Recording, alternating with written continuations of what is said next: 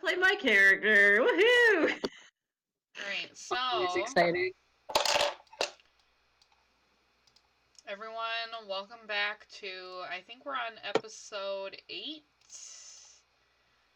8? I think so. 8. Yeah. Numbers, I have no idea. We're gonna say 8. Yeah, it says session 8 for the. I just looked at the scheduling thing, so Yeah. I'm gonna assume 8. We're gonna say 8.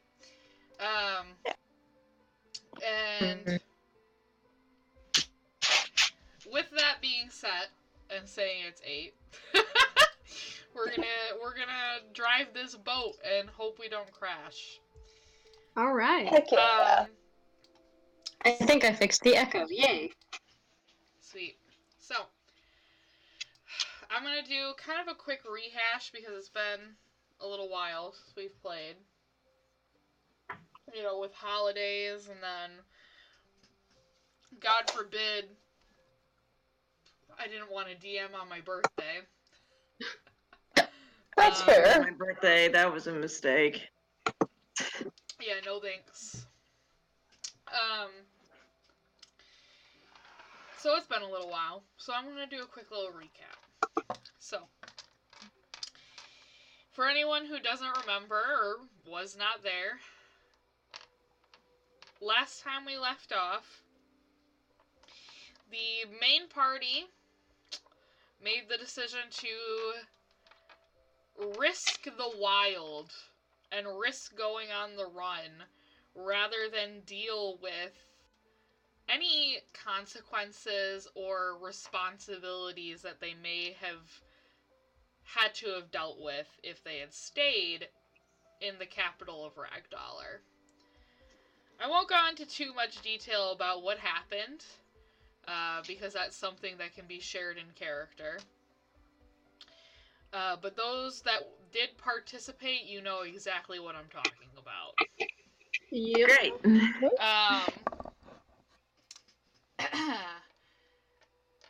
The characters traveled through the dense tundra, dealing with their fair share of odd encounters, specifically with some undead beings in the forest, and eventually made it to the open tundra of Iskloft. Something very familiar to Arvid Brandt, who grew up in Iskloft. The icy tundra that one encounters before they can enter Iskloft anywhere from the south is known for being a graveyard, in a sense. People not being able to handle crossing the open, dense snow with the sharp, sharp winds that could steal your breath away. But the party made it through, for the most part, and are starting to see smoke coming from the town of Iskloft itself, when you encountered a group of vampires. And amongst that group of vampires, there was the body of whom fell prey to these vampires. You defeated the vampires, thankfully so, but it was too late for the girl that had become victim to their undead feeding. And Arvid had known this girl, or at least knew her parents, knew her father more specifically. And in that sense of knowing where she came from, it was decided that you all would take the body with you, since you were heading back to Iskloft anyway. So it was of no inconvenience to anybody, just an extra stop along the way. But to Arvid, it meant spending more time in his childhood home that doesn't exactly hold all great memories for him. Longer than he probably had ideal, but there's a little bit of sense of responsibility in this situation. So, we pick up with our characters as they are beginning to approach the ice bridge of Iskloft, which one would know if they are from the Ragdollar Hold specifically, that the ice bridge of Iskloft was a natural phenomenon that developed over time. And the bridge actually developed before the water was there, which is interesting. So, we pick up here at the ice bridge. I need everyone but our new friend, because don't worry, just give me a moment. Wait. To drop their characters where the circle thing is doing the circle. In that general vicinity. God. Enter here, I have to remember how it fucking works. Okay. Oh no, I clicked Delta Root, no! Okay, you need to go to the journal tab, which is the third tab. Okay, see, I was trying that earlier. There you go. There I am. You did it. I got Good job. technology. Yay! Wow. Good There. job. Thank you so much. So... I'm gonna scroll this way. There we go. So the characters are all coming to the bridge. Does anyone want to give me a history check to see what you know about these surroundings? No, Siri, I'm not talking to you. Surroundings. Yeah, I'll try it out. Lord, oh no. Oh, not bad. Okay. I mean, do I need to remind you how to do this? I don't know, hold on, everything crashed. Uh-oh. Oh no! Click the boop. Do it.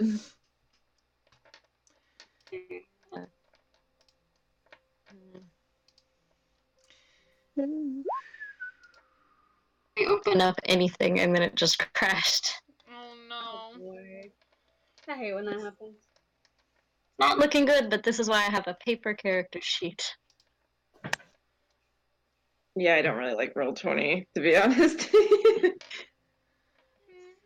Putting a history check. Cool. I'm not gonna attempt to open my character sheet again because it crashes every time. It was crashing earlier when you were introducing everything because I kept trying to pull it up and be ready this time, so I'm just gonna do it old school this time, I guess. Okay, that works. And you can trust that my rolls will be true. Yeah, I can. I'm an honest gal.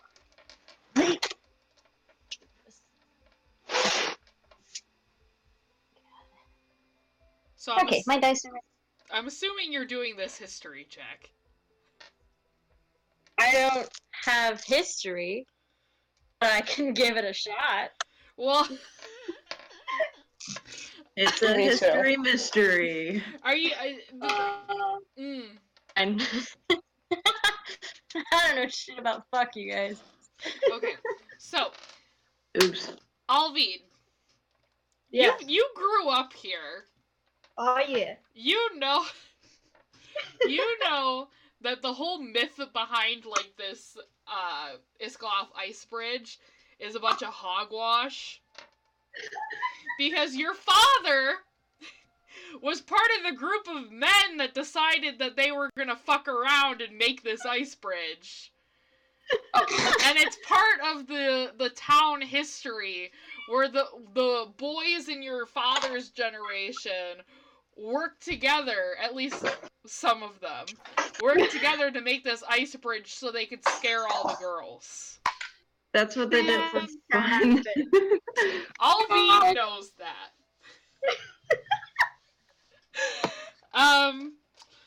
And Alvid also knows that it's in character for his dad because his dad's still a dick to this day.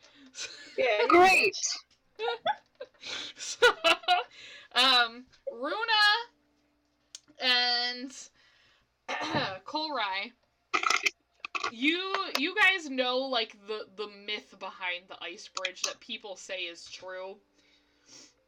You guys know that the ice bridge formed on its own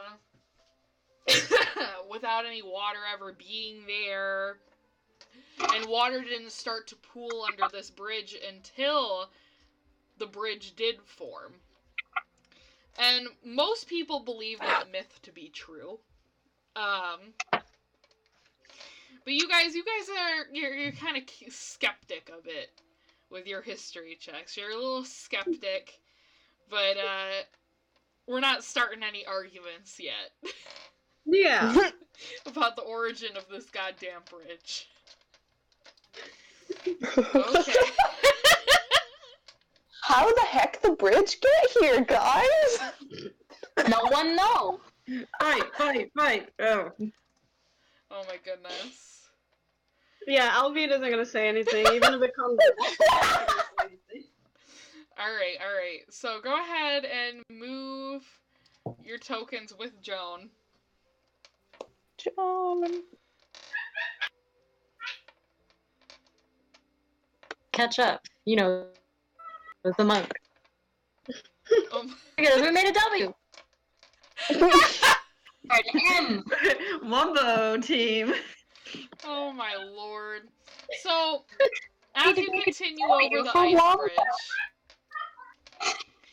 going over the ice bridge, you become more openly exposed to this deafening and deafening cold. Hold on. Ma'am!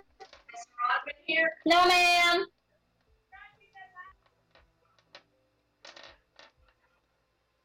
Am I clear? Yeah, sorry. Okay. This ice bridge, This is the being on police, this, wrap it up. being on this ice bridge exposes you more to the elements. So, as you're all going the ice bridge, you're like trying to pick up your pace a little bit.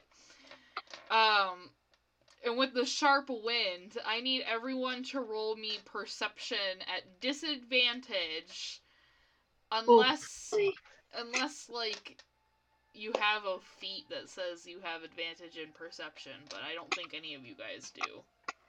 Nope.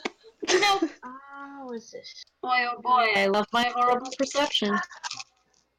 Alright, boys. D20 there. Oh. Oh. No.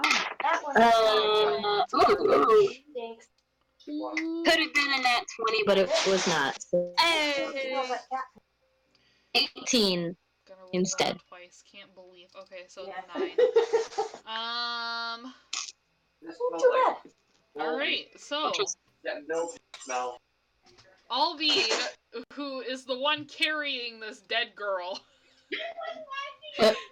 is on his game with a disadvantage roll of 18. Good shit. I got 18 too. Hey. Alright, What's so up? We both look at you both, 2 people on the ball.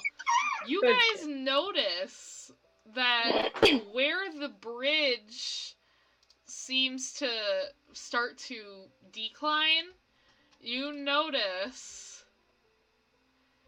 a familiar mess of creatures, Oh boy. but Oh, no. amongst them trying to fight these demonic bloodsuckers off is a woman that you've never seen before. She seems to be holding her own, but she's vaguely and literally outnumbered. And you all are aware that these creatures are vampires Oh no. from having just faced off against some of them before. Yeah. So, Hate those boys. the vampires and the other person that you do not know yet are engaged in combat, and you are elevated. Where's my measuring stick? You are I gotta go on mute elevated. for 1 second. What? I have to go on mute for 1 second. Sorry, just. Okay. You guys are elevated. And you're about 55, 60 feet away from this vampire encounter. What are we gonna do? Punch him. Donnie's gonna punch him. Alright, I'm carrying a dead body, so... Put it down. We'll pick it back up later. Fine, just leave it right there. Sit her down. She'll be fine. Oh my god. Put it over to the side. Okay. Can I put... It feels so wrong. I'm dying. Okay, I'll put the body down right here. Yeah? Okay, you put the girl's body down. Young right there. travelers, help. I am in the need of assistance, please. And, There are demons everywhere in the wild. What are you doing out here? Run while you can. this one does not... Freaking Khajiit. Yeah, so following suit with Alvid, Joan draws her Morning Star. Yes, Morning Star. And readies her shield and just starts going down the incline like, we gonna fuck some No, shit the up. other way, not this way, that way. Oh no. I think Alvida's just gonna throw a hand axe. Yeah, Just toss it. at the closest vamp. At the closest vamp? Yeah, the closest vamp. Okay. Oh, we don't need initiative? Are we just fucking going? No, I am giving everyone a bonus attack before we go into initiative. Yeah. So it's Yay! basically Yeah. because the majority of the party is elevated and the vampires don't notice them yet. Yeah.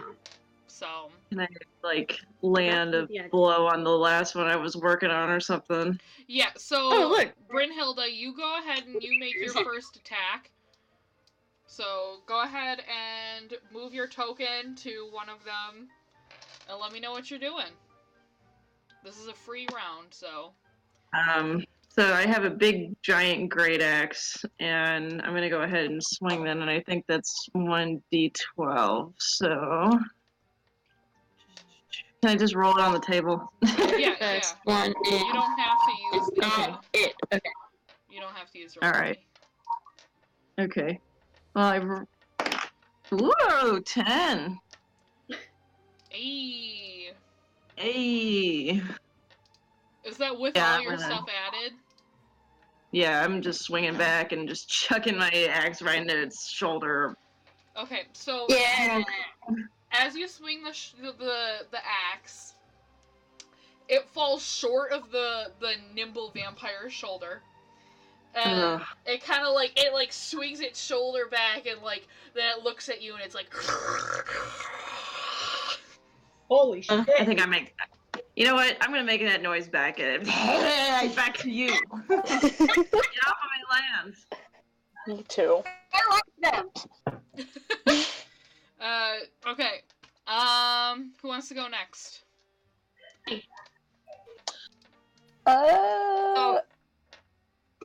I can go pretty much wherever I want, thanks to my incredible movement.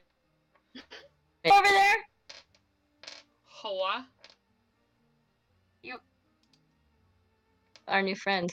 Well, I'm sorry, your audio cut. That's why I said hua. Would you like some help over there? Yes, but I would prefer that you would leave almost immediately afterwards because there is a lot of infestation out here. I don't even understand why there are travelers here to begin with. Cool. Don't worry about it. We got this. And then I'm gonna punch him a whole bunch. Here we go. Alright, I'm ready. Where so there's one, and there's one. Okay, so I'm gonna hit him. Right, you missed. What? The last hit on this one missed, right? What did you roll? No, I mean the last person who attacked this missed. Yes. Okay, thank you. I just need to know if I should go on. I'm gonna spend a key point. Okay. So, and so that means that's okay. I'm gonna do everything. So I'm just gonna roll all the 2 attacks first. That is a 21 to hit. 21 does hit. Okay, second one, 14. 14 hits. Sweet. Yeah, that's the 22. 22 hits. And lastly but not leastly, except it is leastly, 9. 9 does not hit. I didn't think so. That's alright. That's a wasted key. Alright, that's 3. So I will need to roll some d8s. Where did they go? Anyone seen them? Oh, God. Out everything but a d8. Ugh, okay. Here's 1. That's 3, 6 damage. Okay. Plus 10 damage. Plus 6 more damage. Okay, so I have to do the math. Well, it's 22, I believe. Yeah, okay. Do your math for me, guys. Yeah, sorry. I was doing it in my head just to be sure of whatever number you ended up saying, so I had it. Okay. It's 2 6s and a 10, so that's 22. Yep, okay. So, you successfully plummet this vampire 3 out of 4 times, giving it a pop, pop, pop, like a boxer successfully. And, you know, by the time you get to the 4th one, the vampire has kind of figured you out and manages to dodge out of the way from the attack, so that one misses. Do you have anything else you want to do?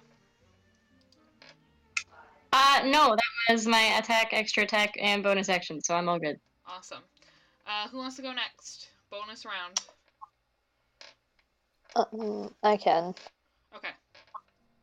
So I'm just gonna move up a few spaces and then gonna use my short bow, and I think I can reach this guy from here. Mm-hmm. Oh, but would that be hitting Joan? If you roll really bad. Oh, damn. Okay. Well, we're gonna try. Oh! I was gonna say Andrew in the way too. That hits. Oh, thank goodness. Oh, thank God.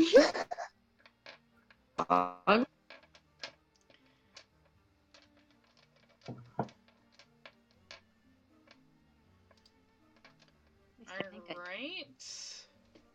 So, Kolrai manages to land a arrow into the shoulder of the main vampire all the way in the back. He seems to, snicker after he gets struck with the arrow, and, just rolls his shoulder and rips it out of his shoulder.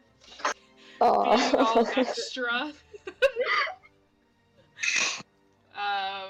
And, has this awful sneer on his face and shit-eating grin, and it's just, you can see it from there, and you're just like, ugh. Ew. Yeah, she definitely cringes. Okay. Who wants to go next? Do I still have a turn? Yeah, all you did was move. Okay.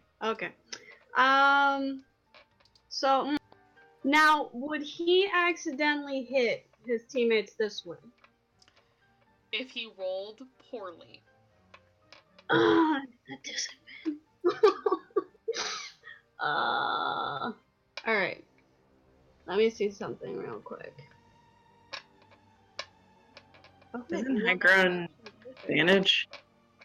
No, he has a particular thing that causes him disadvantage with a He different has a weapons. disability right now. Yeah.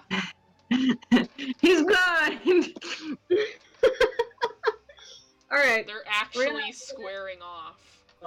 Yeah. This is my square. Leave my square. Get out of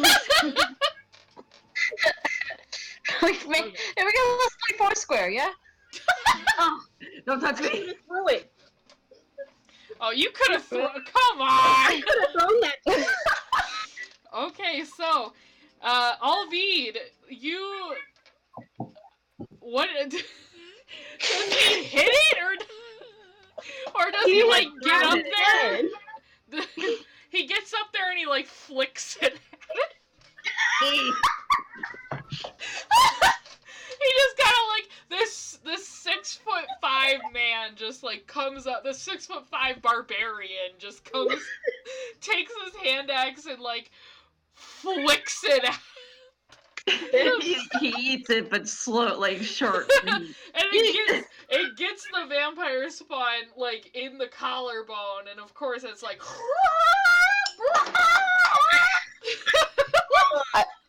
I make that noise too. Brynhilda's closing her ears at this point, like, oh god.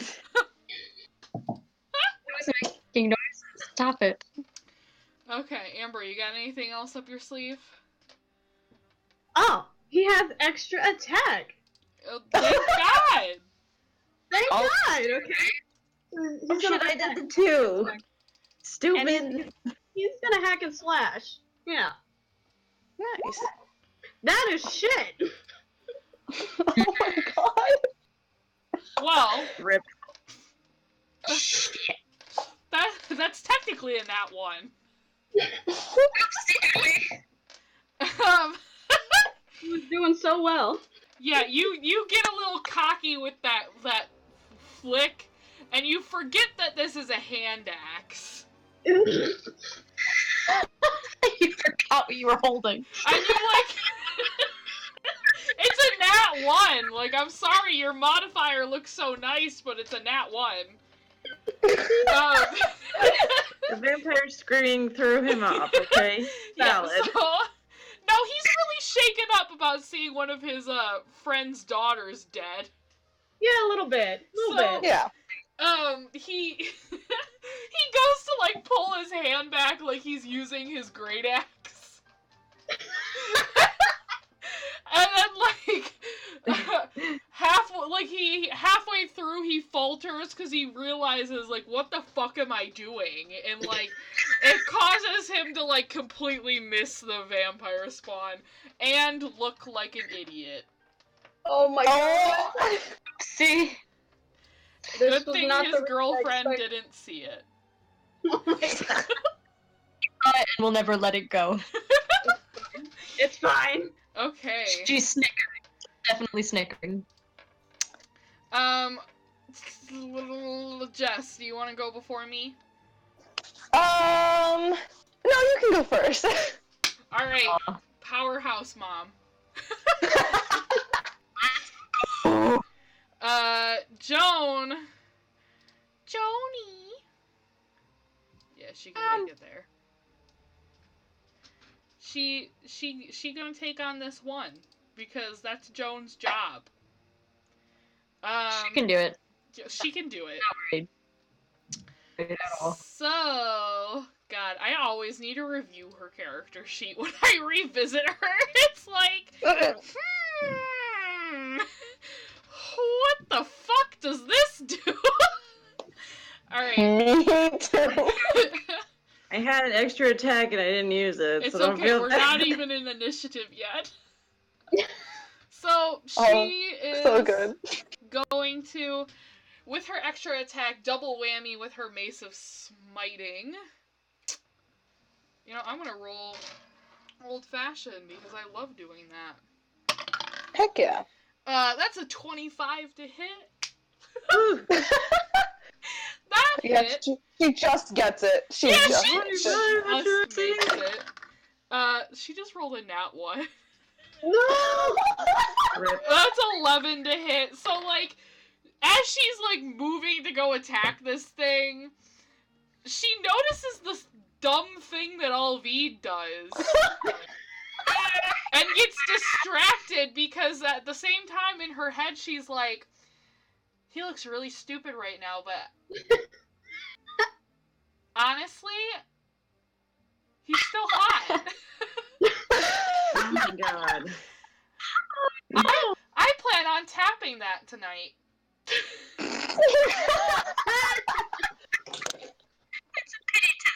It's okay. Alright, so she does manage to still do 8 points of damage, so we're okay.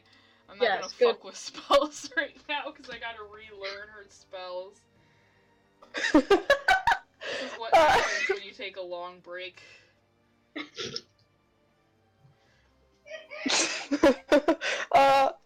Okay, Runa, the baby of the family. Alright, well, this baby, she's gonna go, like right here. Right, yeah, there. Don't hit your friends. I gotta- Yeah, she's gonna bounce over here. No. Yeah, I think this was it. That's 30. And she's gonna, let me see. Yeah, she could do that, hopefully. She's gonna have another go. She believes deep in her heart that when she sucks at shooting arrows, it's not her fault. So Me too. she's gonna believe in herself, and with the power of love, she'll hopefully shoot this arrow and not die. Girl. Try your Alright, best. let's do this. 4? That's not terrible. It's not her 5. Who are you aiming for? Oh yeah, Vampire Spawn 3. Oh, you hit. Hey! Roll that dimmick. She did 6! Good job, Runa! Good job! When she does it, she is everybody, I did it!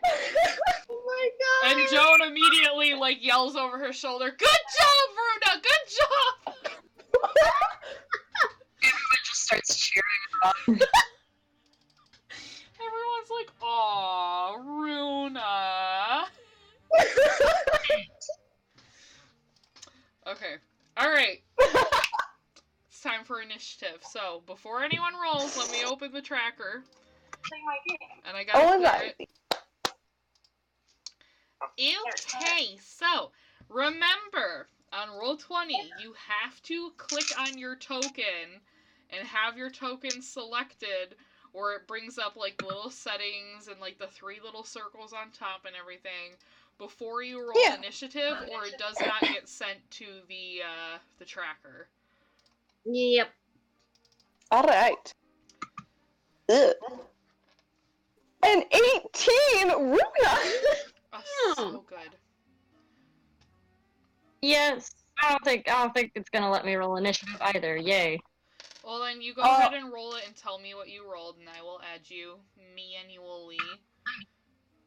Okay, let's say dexterity. Quick question. What? All of our health and everything is the same from last session, right? Like, we don't... Yeah, you haven't rested at all. You've been out in the middle of nowhere. I'm just checking. Just checking. What, did you think you got a cheeky long rest in without dying of hypothermia? No, I just wanted to be sure, okay? Know what my health is? Oh no! Okay, I don't know. did you roll initiative on Adani? 18. Does anyone know what my health is? Because I haven't, I didn't write that down because I assumed that the spite would work. So You're at I got a 28 hit 9. points. Oh shit. how many? 28. Well, that's not ideal. Oh shit. Yeah, make Right. sure you check. Okay, so since I wasn't here last session, do I just have like my hit points from like before? I think it's like 54 or something. I would say yeah, because I'm not gonna like hold on. Yeah, I would keep where you were because I'm not gonna give a refill to one and not everybody. Okay. Oh, wrong order, Hannah. Anadani rolled I'm an gonna 18 die. on initiative, right? I'm gonna die. And then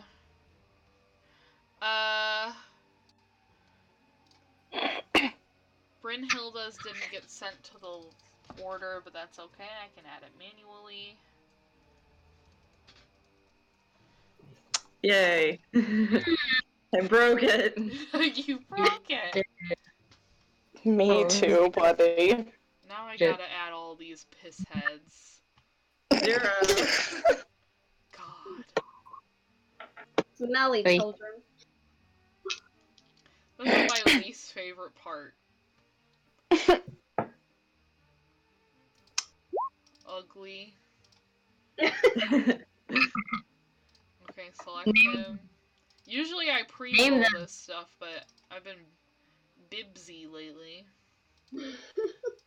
I'm gonna name these guys ugly, stupid, Oh my god. Ugly, Fucker. stupid motherfucker. and the vampire is gonna be named bitch. Alright. No, I gave her hers. Stop this. Alright, we here. We doing this. We got the order. Hey. Okay, so Kolrai, you're up first. What are you gonna do to these? What were their names? Bimbo, Bumbo, Limbo, and Timbo? I'm Wumbo, you Wumbo. Stupid.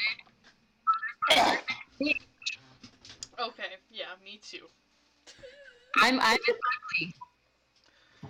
I'm at ugly, stupid, and number 3, motherfucker, and the vampire is bitch. I think the only one I'm gonna remember is the vampire is bitch. Yeah. I can handle.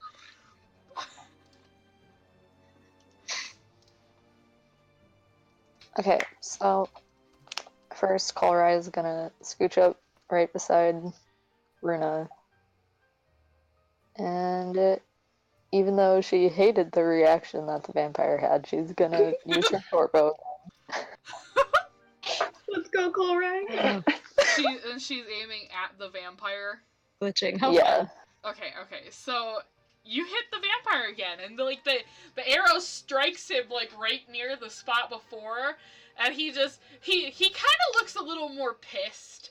He does a brow furrow, and then like locks eyes with you, and like while keeping eye contact, rips the arrow out and throws it on the ground while keeping eye contact the whole time. She hates that. name? Bitch.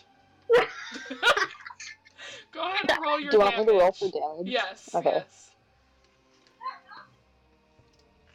Okay. Extra attack. Yes, if you have extra attack, do that. I don't think I do. Oh no. Unless Oh. I'm just a dummy. Well, But- now I want to know, so... I know there are a few classes that don't get extra attack at level whatever it is, 5. What is it that you get extra attack? I have my level 5 a lot. Actually clearing your or trying to get my attention to get me to shut up. No, I'm clearing my throat because your bitch is sick. That's a move. The vampire is sick? These guys are sick. You know what? That's one sick bitch. That means he's not a vampire. That means he's not dead. He's just a guy. Life is Goth. He's a goth guy. He's just goth. He's not a vampire. He's just goth. so proud. Oh my goodness. Amber, I can barely hear you, and I have you turned up all the way. Wait, yeah, can you hear me now? Huh? Better. That's Better? Okay, I'll just lean in then. Okay. Colray, I'm assuming that was your turn. Yeah, because I think like the only bonus action I can do is like dash, disengage, or hide. Okay. Alright, it is Joan's turn. Joan's not gonna fuck this up again. Joan, fuck something up? Never. So, Joan, like, she turns and, like, refocuses, stops looking at her boyfriend, refocuses, stops checking where Runa is to make sure she's alive, refocuses, and it's just like, sorry, I think I got a little distracted. And then goes to bring down her Mace of Smiting on his head. Let's go, John. Let's It's like, go. oh no, it's okay. Twice. I understand. Both hit, bitch. Yes, Joan. Yes, Meech. Okay, that is 22 points of Dimmick. Good shit. You did as much damage as me. Oh my goodness. Joan did I did as much damage as Joan. I'm gonna take it that way.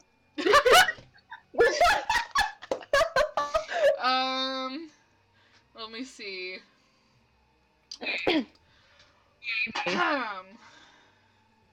See, I don't remember how any of this works. Hmm.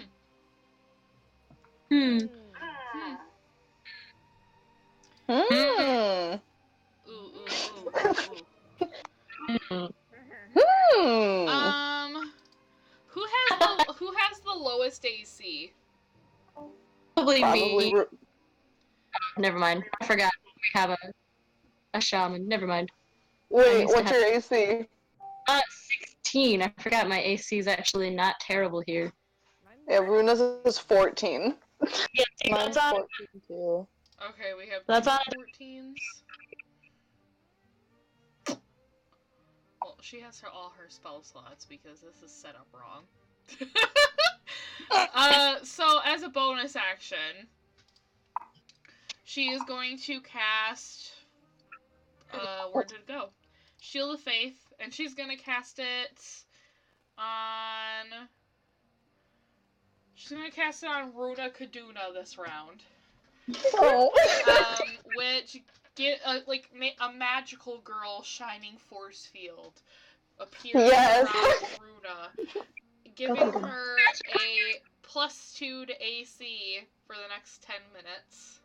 Oh, thank goodness. Nice. What? She's set. Okay, Anadani. Thank God. Yay! I get to hit some more. Yeah. That's Shut kind of the thing. Did I put them away? Dear God. Yes, I did. Okay, so I'm gonna hit him a bunch, but only three times this time.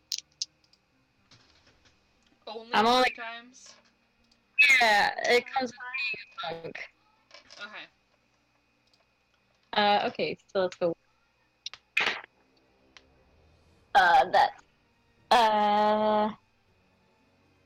24. 24 hits. And then, 16? 16 hit. And lastly, the last one's always work. What was the last one?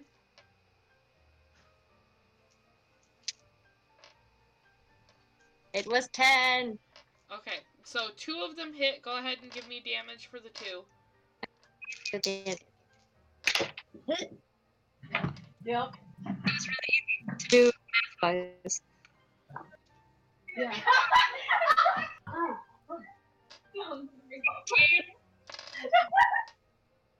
Start typing my damage rolls and stuff. Yeah. Because there's a lot of background noise and your mic keeps cutting. Your mic is. I'm so sorry. I'm sure there's a way to fix this. I'll fix it now that I've done my damage. Okay. Okay.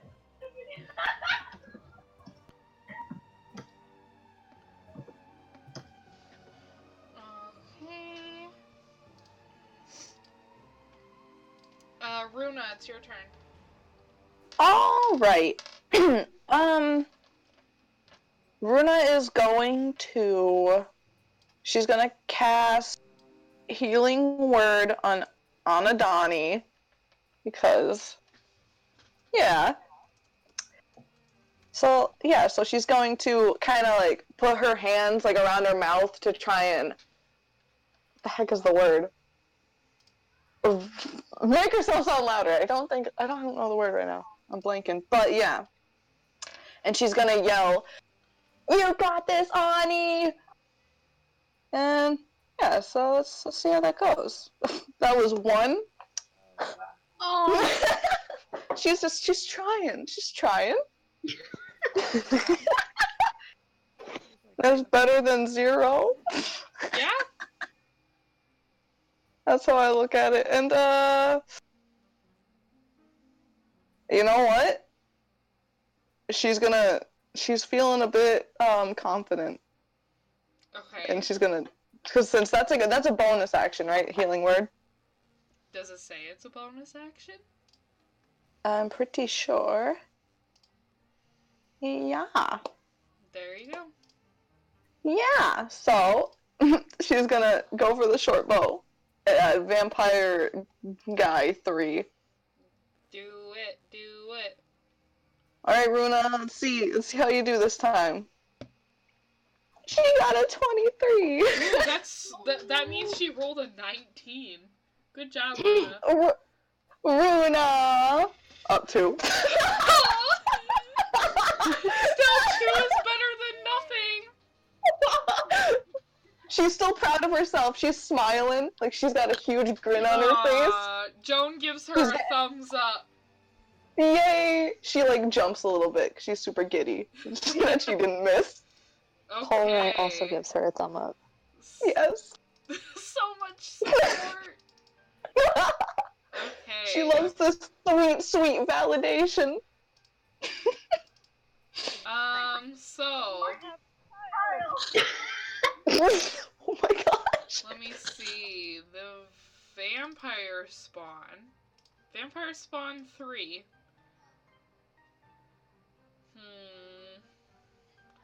Oh yeah, he's coming after you. Oh no. Oh boy. Trilo the Red. Trilo the Large. It He's just KOs all here. the vampires. He's Trilo. He eats the vampires. Yes. Trilo joins the party for a campaign. Fantastic. Yeah. He gets out of the door and he's like, He's "Hi, like, guys." he sucks it in, and then he has to grab his tummy fat and like force it in as he squeezes. Hold on a second. Oh my goodness, Mimi! Hey yo! Runa is proud. I almost said Runo, and I'm like, who the We freak is talking about your Runo? character in the campaign. We talking about him. Okay, Trila wanted to join the party. He wanted to sit with me. Are you purring? Can you hear him? Could you hear it? I I heard can't. something. I heard like a weird.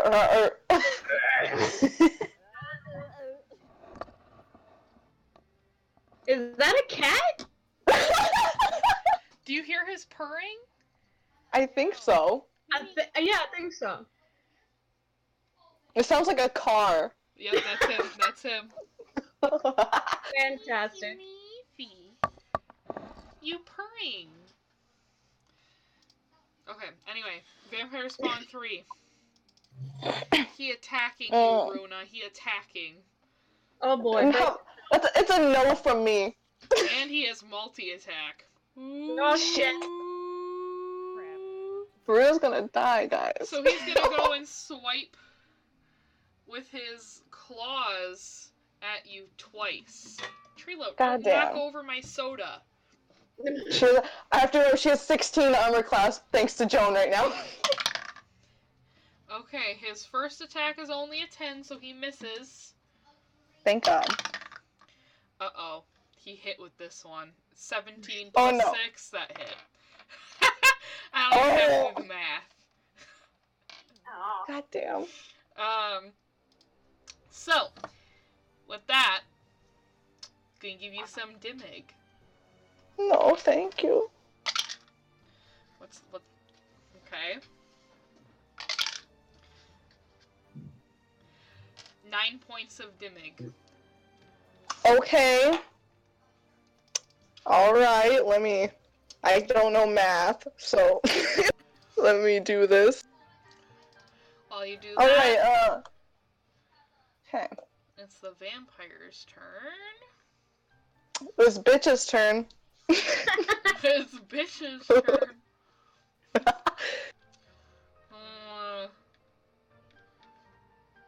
Let me see. This bitch empty.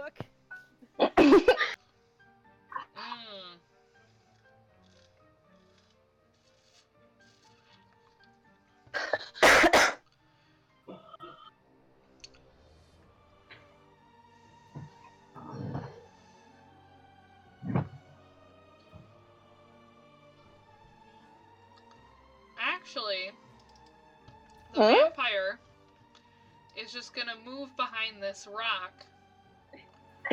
So he has 3/4 coverage.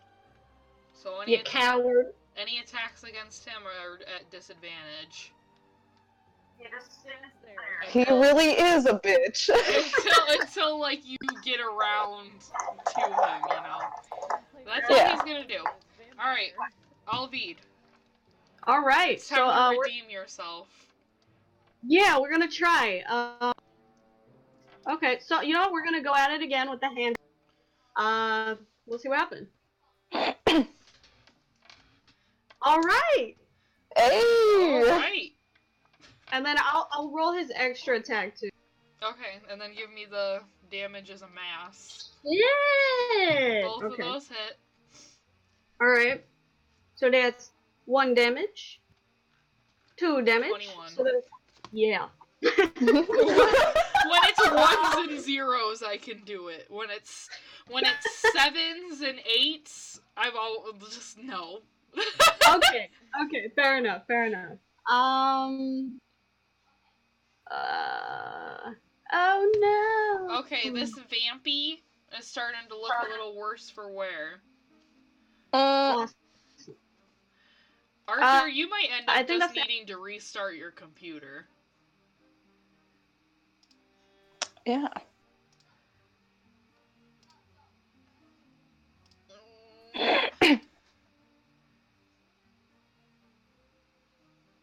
Okay. That can be arranged. No!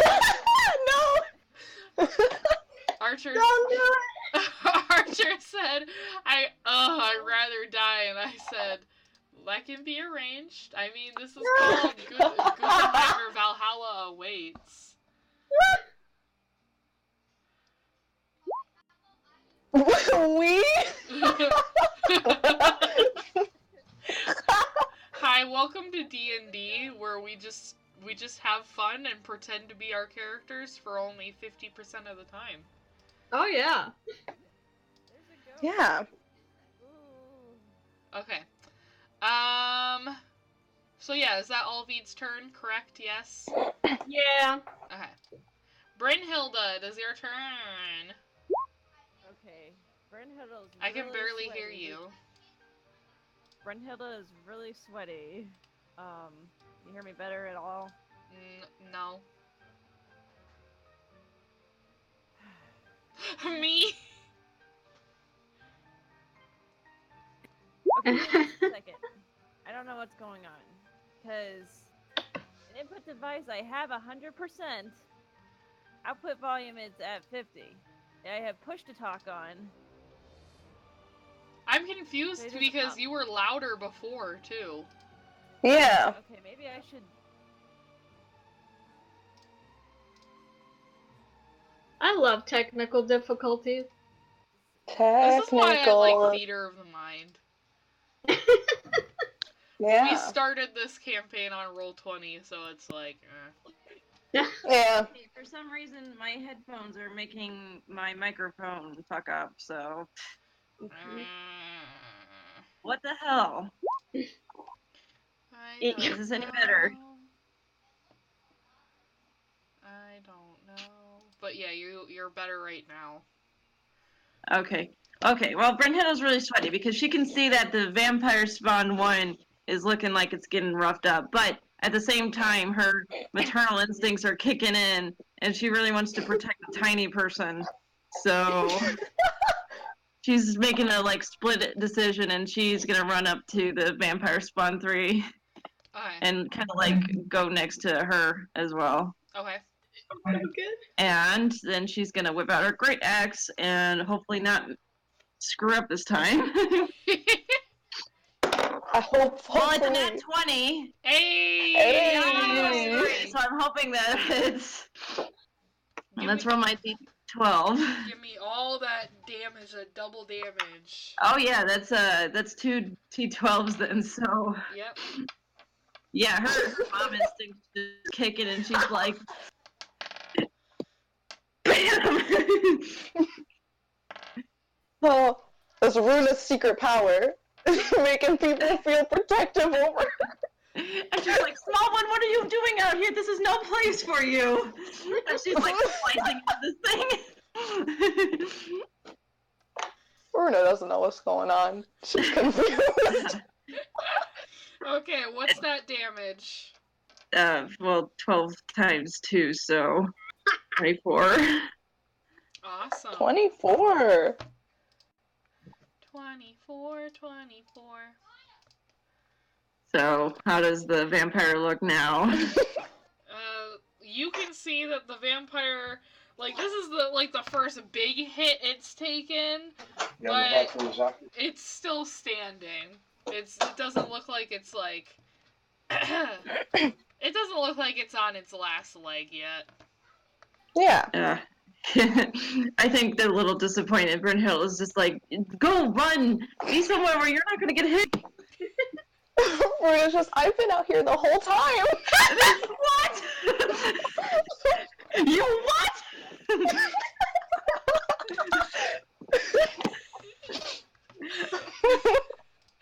Okay, alright. Vampire Spawn 1. After seeing Alvid's fail earlier, it's been wanting to hit him. Oh boy. So it's gonna multi-claw attack at Alvid.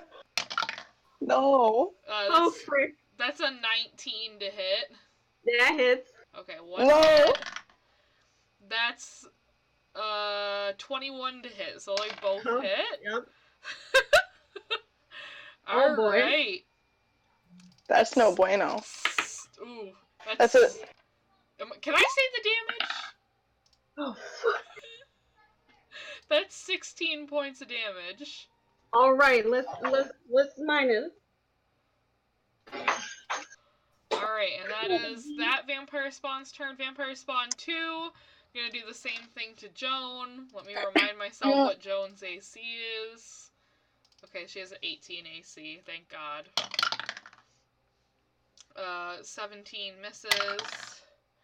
Another 17 also misses. He tried to scratch her, but she brushed it off. She's strong. Yeah, she just saw, like... Just a flesh wound. What is going on in the chat? I don't know. I see the word daddy, and I'm immediately like...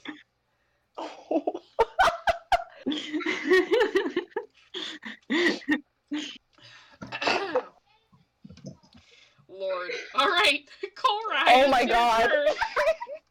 Oh god. That's Brunhilde's permanent mood. I can't say anything yet. Quit. I have to tell you after the battle if we survive. Why is this like a bad chat room that they're in? No. I don't want to get sidetracked. Let's try to keep... Yeah, let's get back on track. Come on, let's kill these vampires. Okay, Kohlrei, what are you doing? Okay, Kohlrei is gonna just use the rapier on the third vampire spawn. Yes, go for it. Ooh, you slash! Ooh! Yes. You slash Kohlrei! him!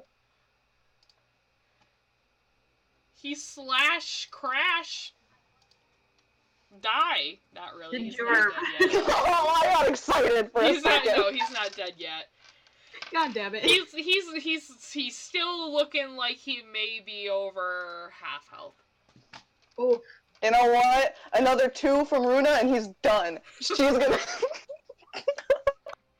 Okay, Joan taking on Vampire Spawn 2. All on her lonesome. She's gonna batter him around with her Mace of Smiting once more. For, Come on, you fucker. I clicked that. Hit. Ooh! Hit.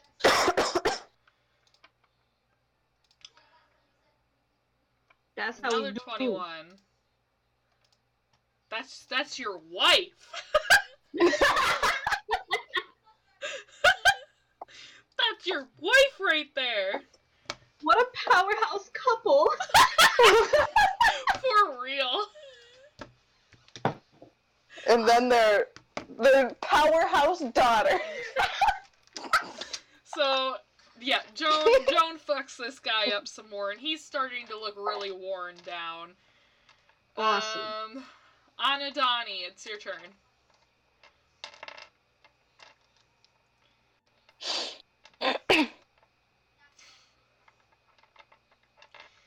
What are you doing? Really? No, never mind. That would only work if roll 20 was being nice.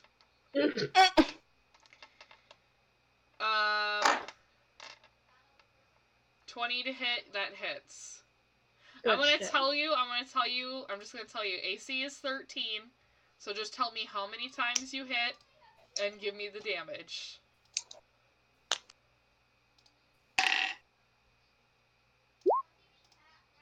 Good shit. Alright, total damage. Yes! For anyone watching on Donnie's Twitch on a right roll. now, because I do have this going on my Twitch channel, because I obviously record this anyway for YouTube. Woo! Hi, Mom. we have Wait, we have a couple friends that are on mute right now for various reasons, and thankfully in the Twitch stream you can actually see the chat pretty clearly. So Nice. comfortable. not that anyone's really watching. I feel like a lot of people just watch things to listen to it. I have this demon lady hitting on me, I think.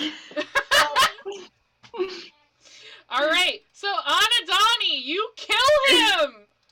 Yes!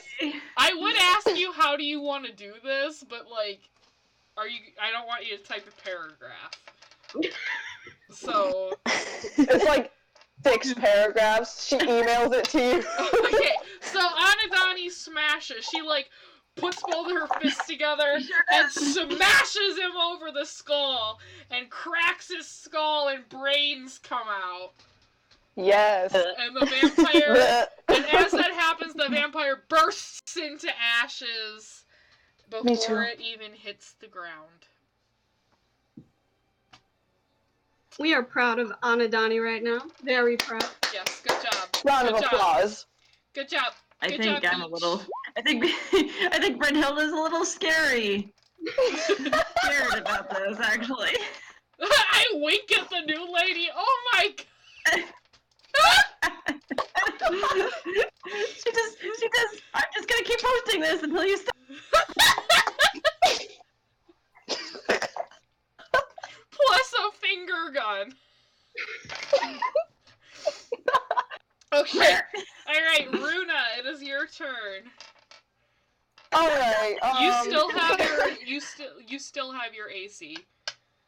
Okay. Yep. Good. It's a 10-minute spell and Joan has a broken con. Alright. She's gonna poke this thing so hard. Okay. With her Pinch spear. it. Pinch it. Alright, let's yeah, she's like, everybody else is hitting it, so she thinks she's gonna hit it too. Isn't it? Yeah. You hit it! And she has extra attack if the first thing she does is attack. Okay. So, let's see. Oh. Only one hit. Yeah. So we're still proud. We're still proud of Runa. Yeah. Why does it... Is it the one? Is it the one? You did your best, child. And she kind of just makes a, oh, face. Yeah, it's not You did your best, it's fine. Okay, so Runa, as a free action, roll me a regular perception check. Ooh. Alrighty then. Perception. Let me... Hey! I got a nat 20. First, like, is this the first nat 20 of the whole game? I rolled an nat 20. I think so. Yeah. Oh, Okay, wait, no, we've had second. two. We've had 2 nat 20s and 2 nat 1s? Alright, pretty even. You see everything. Well, so you can see obviously, as you know, the AC of this vampire spawn is 13. And you can See the see dungeon master. you can see that the HP is exactly halved right now at 42 out of 82.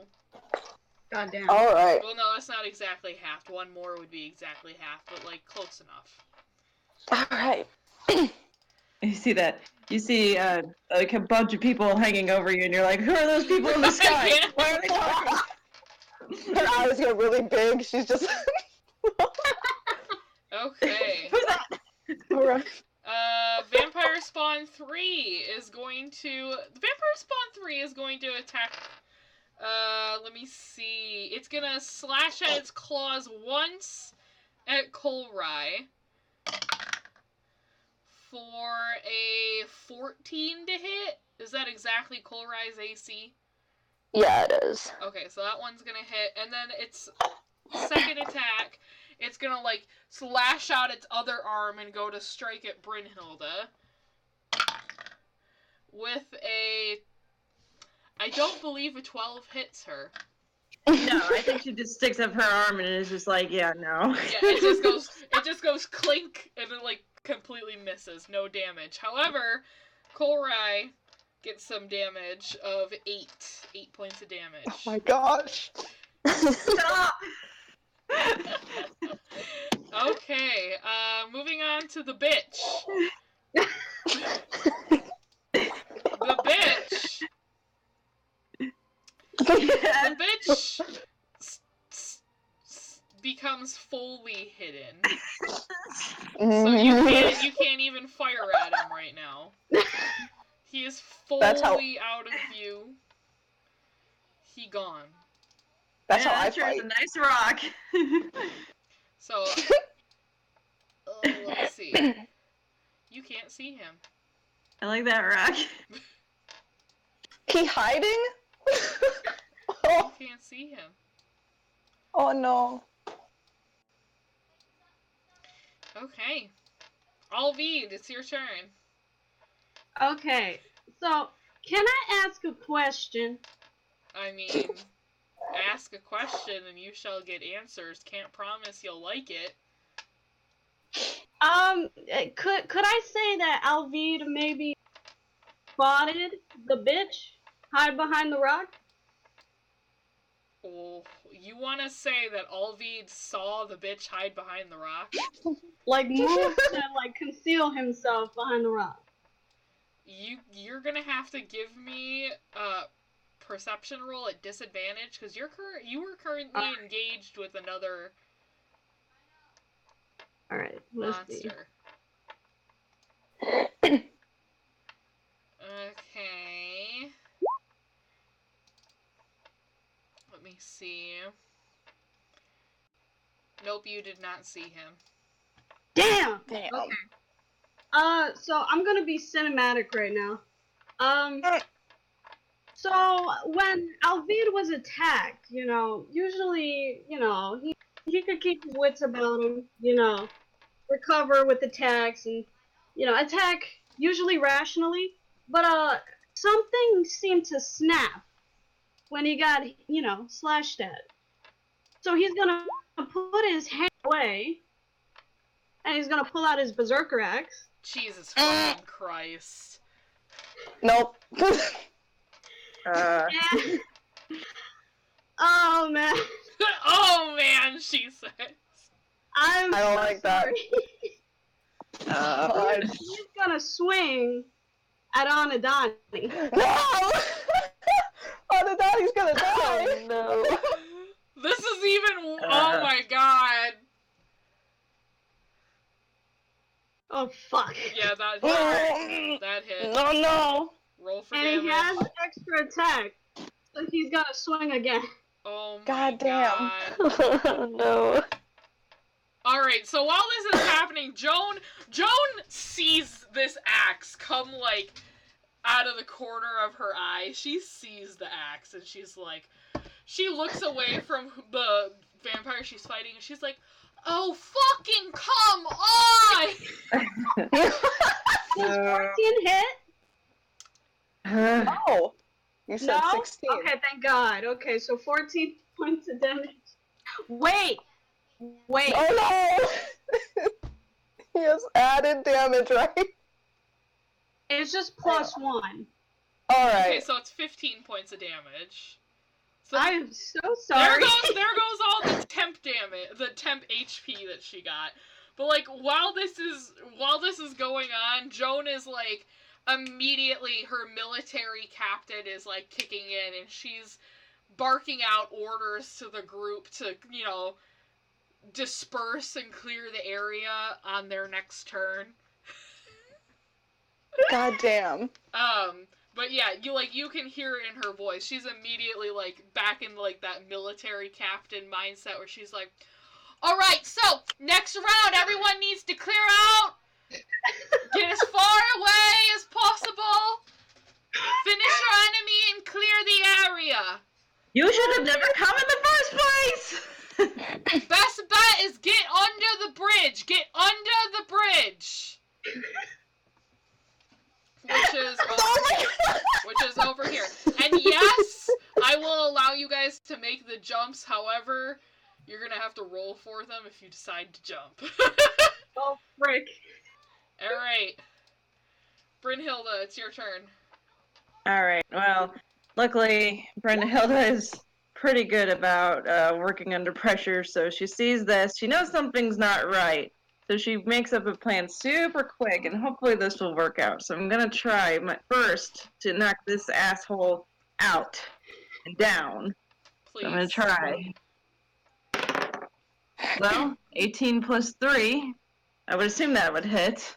18 plus 3, yes. Alright, and then I'll roll damage with my great axe. 11, wow. 11 All right. to make? Yes. fuck is the character sheet? I can't even. Me too. What is happening over here? 11. Now it's not letting me click. Roll 20. What the fuck? I hate this site. I'm glad I canceled my subscription.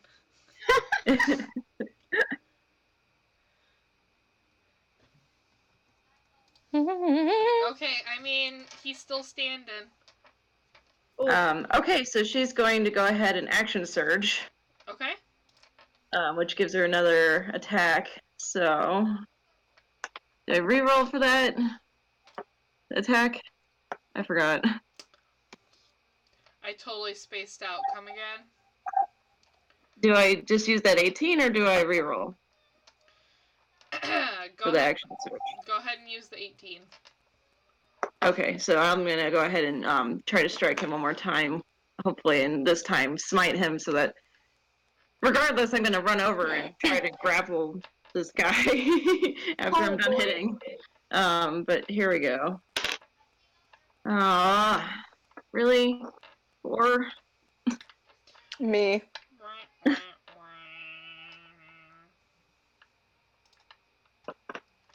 She's like, you know what, child, you are formidable on your own, but I think there's a problem, and she just like runs over.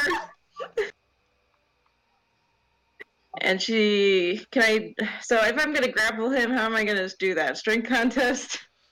Okay, so if you're gonna try to grapple Arvid, I need you to make just a straight strength roll. Okay.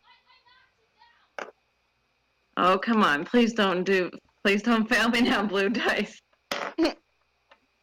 Well, I got a 17 plus 3. Okay. Alright. Arvid, go ahead and make a strength saving throw. Alright.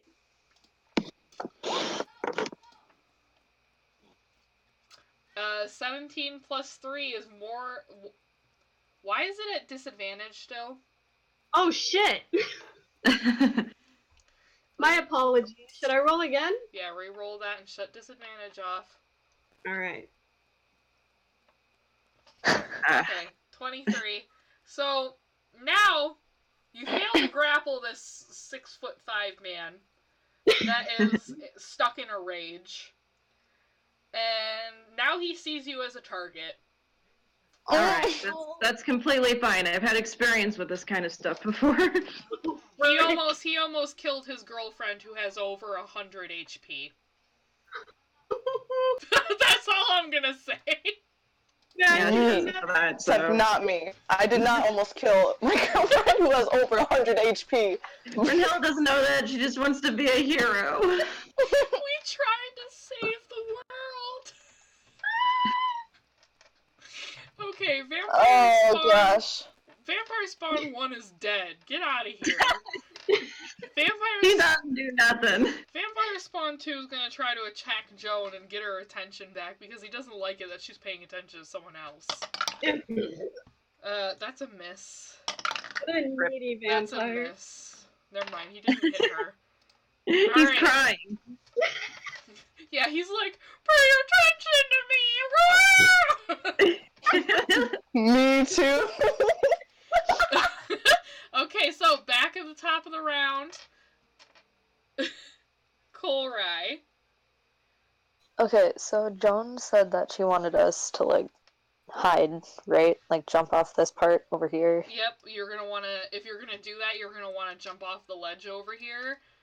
And, you know, if you make it, you're technically, I'll have you roll for, like, a hide. And if you're out of sight, you're out of mind. Okay. So you want me to roll for what? Is she going to jump? Yeah. Okay, go ahead and move her over there. Okay. Okay, so go ahead and give me Kolrai being a rogue. Go ahead and give me acrobatics. Okay. I should be decent at that. Yeah, you make it. You make it with no fall damage. Basically backflips off of the ledge, and then go ahead and give me a stealth check. Oh yes, please. Oh yeah. yeah. Kolrai disappears into the shadows under the bridge. Fantastic. Her one strength. Okay. Do you want to just stay hidden and hold your hide and end your turn? Yeah, I'm just gonna stay hidden. Okay. Joan.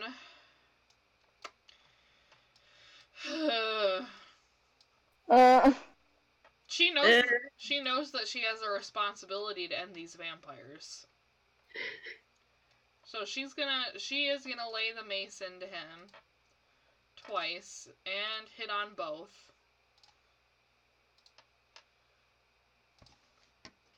For math I can't do, I think that's a 22. Damn, Joan. And let me see.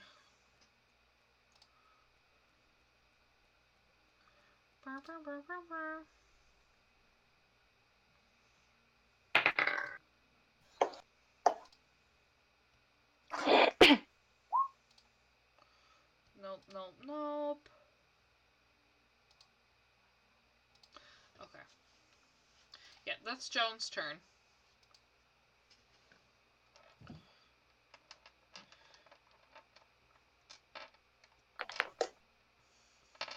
If you fail, I have to calculate the fall damage.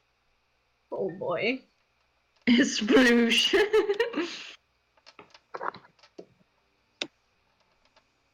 Yeah, Runa's all by herself.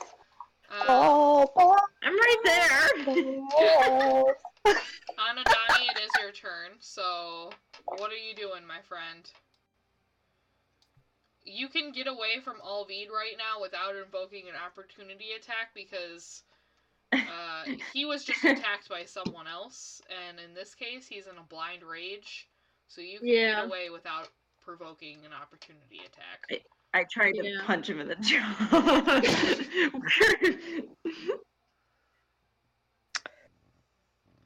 So you can... What are you gonna do, Anadani? We got some friendly fire up in here for any of our viewers out there. This has happened before. Yeah. We got this. Save baby or jump. Large men. Don't take that the wrong way. Anadani, clock's ticking.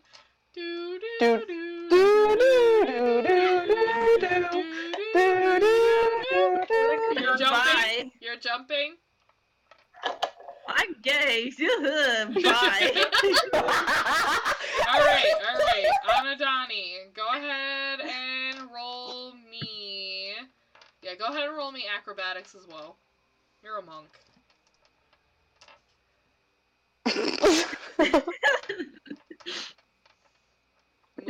Move token to ledge and get... Hey! She make it, no problem! Jesus. No dimming! And go ahead and follow up with a stealth roll.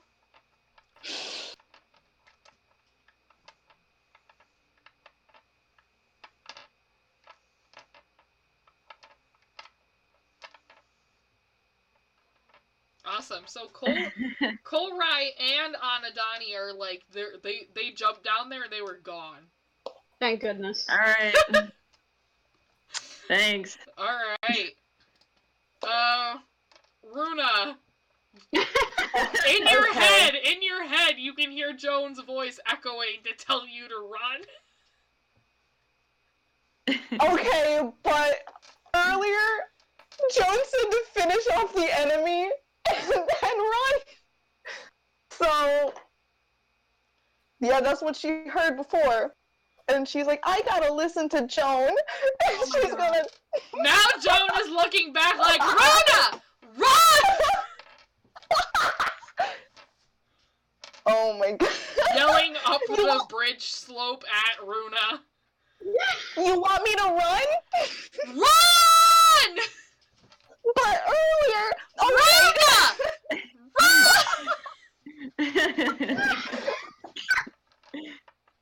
alright. So since Joan is like screaming, she feels compelled to listen.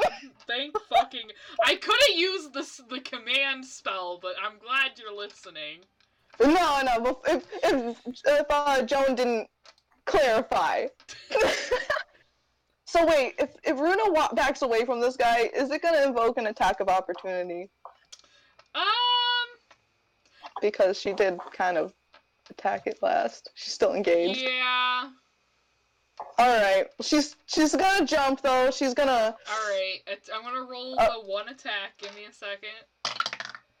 Yeah, he didn't hit. Oh, wait! He only rolled a 2 plus 6, that does not hit her. Thank God! Okay. No, wait! She would only be... See, disengage as a bonus action isn't a thing for a shaman, so she would have to take it as her action, and then she would be stuck on the cliff. Okay. So now, Alright, Runa. You are jumping, and it sounds like you have people down there ready to catch you, because Kolrai's making grabby hands. So, thank God. I will give you this acrobatics check with advantage. Oh, thank God. Oh, thank God. Because there are people ready to catch you. Alright. This is the moment of truth. Hey! She floats down like a feather. Yes! Alright, Oh my stealth. God. I need that stealth too. At regular. Wait. At regular. No, she has, her magic item. I gave her the elven boots, so she always, she gets to make stealth rolls at advantage. Hey! Good job remembering. Yes!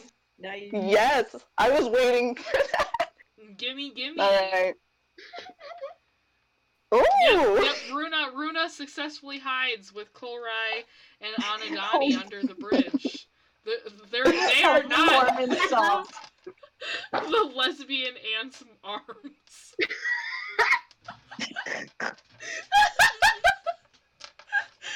I don't know, maybe there's 2 lesbian ants. Maybe they're all lesbian ants.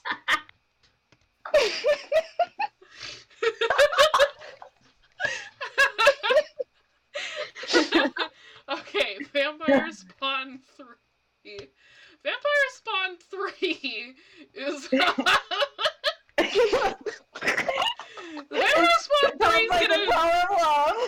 Spawn 3 is gonna go after Alvid. Let's go, B. Because he sees this big thing that's, like, breathing and its skin is red and, like, it's sweating and he's just all like, what the Me fuck? too! He's a tomato right now. Okay. I don't think a 16 hits. Does it? His armor class is 15. Oh, so that hits. Oh, beach. You going? That hits too. Alright, that's 16 points of damage on Alvid. Alright. You do realize I'm like 5'7" and like 180 pounds, right? I'm not tiny. Am strong. And Joan she just yells, "You're not doing very good at hiding!" Yeah, maybe you guys should be quiet if you're trying to hide. I can hear you! If my big half-elf ears can hear you, so can everybody else. Alright, this bitch is gone. Alright, Alvid. Okay. So, oh boy. He's gonna go after the last one that hit him, so that's good. He is gonna enter a rage. Oof, that damage is gonna be scary. And he's gonna just slice and dice with that berserker. Oh boy. Let's go. I softened it up. 24 to hit. It hit. Alright, we're gonna swing again. 13? Hit. Damn. Okay. So, give me a sec. 1, Don't worry, I'm gonna get payback. 17 Plus plus 13 plus extra damage. Hold on, it's gonna take a minute.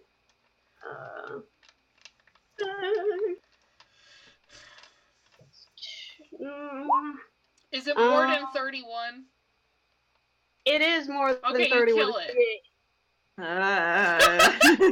You kill it. Good job. Great. All right, so it's dead and he is out of turn. So I will end it there. Awesome. Brynhilda. Okay, I'm gonna like tiptoe this way. And then I'm gonna jump. Alright. Since you're a fighter, I'm gonna let you choose if you want to do athletics or acrobatics. Oh, okay.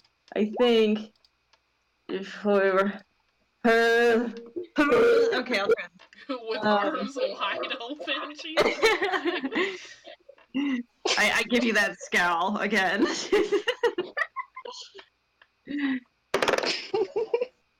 Well, it was a 17 plus 1. Oh yeah, you make it. You make it. Okay. Go ahead and give me a stealth.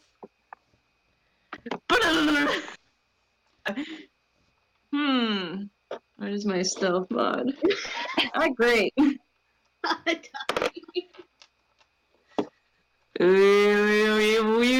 Okay, it was a 10. It was a 10? Clunk, clunk, clunk, clunk. Okay, so it takes you a while to get quiet, but with the help of the others who successfully hid, you guys all managed to hide quietly, not quietly enough. I am a long girl. I'm very awkward, okay? Don't worry, Joan feels that. Joan is freaking... She is 5'9", so... I'm 5'7". Okay. Where? And your DM is 5'11". I'm 2 inches. 2 inches! Is that are you admitting that you have size problems? 2 inches. 2 inches. Me too. Anyway. So, Vampire Spawn 2, of course, is gonna try to hit Joan because he wants her to pay attention to him. Miss. She is the mom. Miss. He misses her both times again. Wow, how bad? I'm assuming everyone that's under the bridge is staying hidden. Yeah. Yeah. Okay, Joan. Come on, Joni. Bon Jovi? Bat, both hit. I love your music. Bat. Okay, she kills him, thanks God. Thank goodness. He Praise did. the Santa. That's not in this game. Okay. So, Joan she's gonna kinda she's gonna look at Arvid and like Throw a bone. is he still blatantly raging? He's looking for something to hit. He's gone right now. Wait, where's bitch?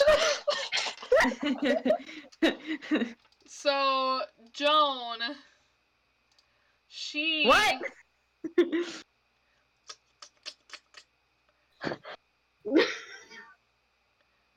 She's gonna make a mad dash for the ledge, and she's gonna jump.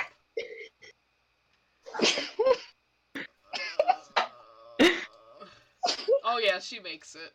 Oh, good shit. She like leaps down there and lands like Wonder Woman. Like Yeah. fist drops to the ground and everything, and then looks up, and her hair does like the whoosh. Can Runa run to hug her? Yeah, Runa runs to hug her, but Joan immediately is just like, stop, stop, stop, and like pushes everyone back under the bridge. Yep, Joan disappears as well. Sick. They are all stealth, they are all gone. All the girls. And Arvid, it's your turn. Is there any way he can look for bitch? I mean, you can roll a perception check. Alright, come on up. Come on, let's stand off right now.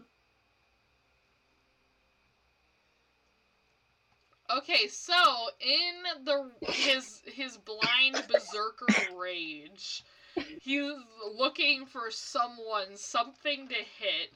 Doesn't matter what it is. Punch a rock! And in that rage, he notices from behind the rock a burst of a flock of bats. And they fly off towards town. And Eat the bats! He saw the bats and he immediately, like, made a mad dash. Going, have you ever seen a man chase anything like seagulls? Eat the bats! Alright, and we are officially out of turn order. alright. Alright, so everyone's still hiding though, because Dad's mad. Okay, I'm gonna need an explanation from all of you pronto before I lose my shit. Well, I wish I could tell you, but I don't think. Why are you here? This is forbidden land almost. I didn't even think anybody came out here. Well, this land is forbidden in the sense that it's not for weary travelers, but that's not what we are. We're soldiers. Well, you also have a body with you, and I think you might be attracting some of these undead with that. We actually collected that body from the undead. Oh, well, I see. Apparently, Explain your man. Arvid has a anger problem. Yeah. Well, I'm He sorry. gets a bit mad. I didn't intend to harm him whatsoever. I dealt with a lot of stuff with the frost giants. It didn't scare me. Don't even worry about it. He deserves it. Last time he did this, I was great. We didn't know what was going on, and then I almost died. We're working it out with our therapist. It was Please so tell me you're scary. looking for some sort of cure for this. We're working on it. Uh.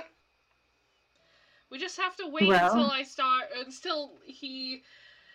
just have to wait down here until we notice that he's back to normal. Maybe he starts calling for us or something. We just have to wait. Well, I suppose this is as good of a time as any to introduce one another. I suppose. Yes. I am Brynhilda. It's an honor to meet you, Brynhilda. I am Lady Joan of Nessuntold. And these It is this my... one keep winking at me. Oh. Hello. Yes, that's Anadani. I see. Good fight. You fight good.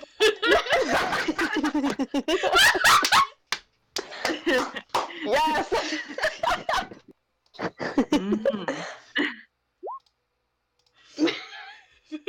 No, I said it first. She just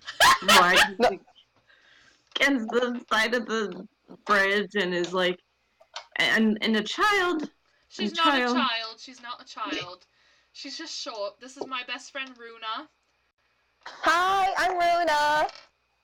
Are you sure she's not a child? She raises her hand. She waves it. All right. I'm 21. Well, I'm 35, so hello. Runa's actually older than me. Yeah. Yeah, I'm 19. You're what? Yes. This is Oh, not an anime! We age funny, okay? This is not an anime. Joan is, like I went over this before, Joan is accurate to age of the time period. A woman's peak in this time period was from 15 to 20. Anadani, I swear to God. Making me feel old. Thank you. Oh my God. I remember Grandpa. Oh my God. I'm a half elf. We live young. We live to be very old. All right. Runa's a Anadani, half elf too. age doesn't matter that much. Calm down.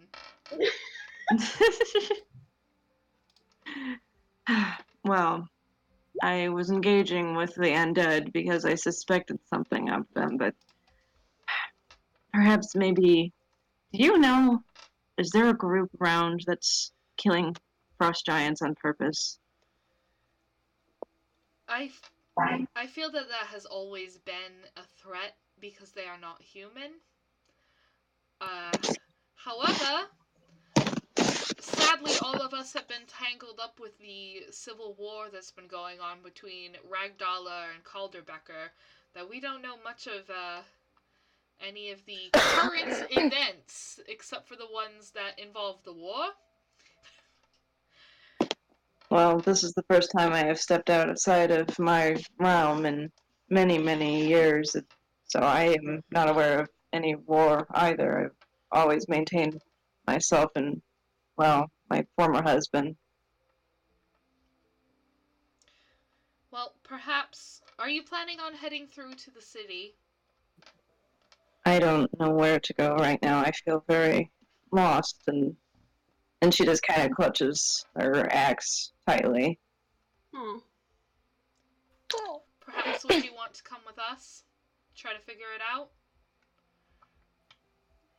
I suppose. I don't have anywhere else to go. I haven't been around others in such a long time. It's scary.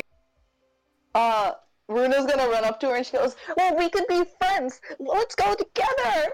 And she's excited, you know? She kind of like smiles a little bit and she's like, okay, I guess. Two different kind of hermits right here. The eager hermit and the very conflicted hermit that doesn't know how to socialize. Alright, so Joan just kind of, she looks up and she's like, I'm just waiting to hear him start cussing or something. And that's when I will cut in. And I'll say, he was wandering a bit, and he was just gradually cooling down. He put away his berserker axe, walked all the way back to the body. He picked her back up politely, and kind of looking like shit. It happened again. He just says that out loud. He's like, "What else would be the reason teammates to be gone?"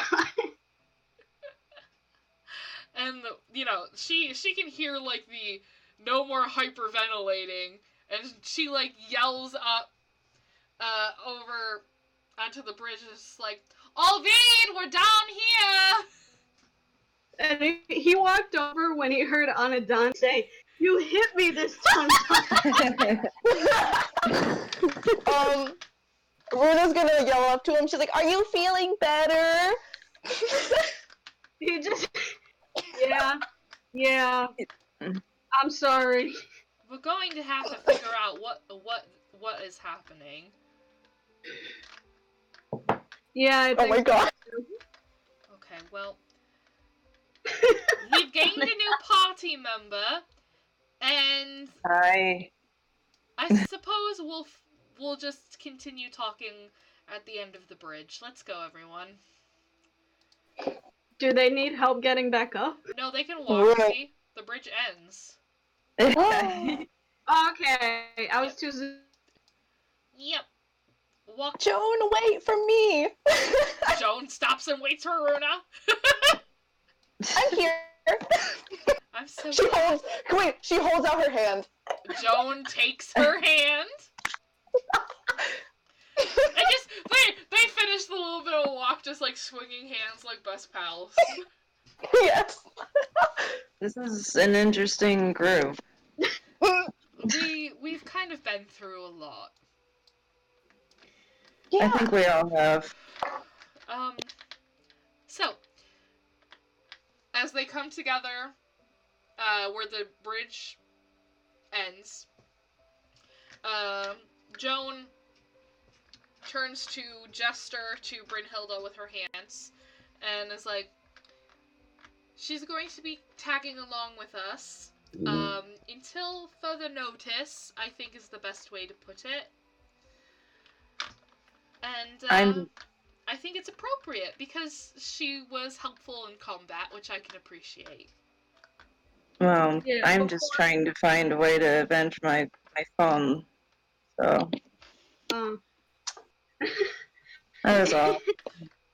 She just kind of like she basically takes Adidani and just like puts her hand on her face and just like shoves her away like as far as possible.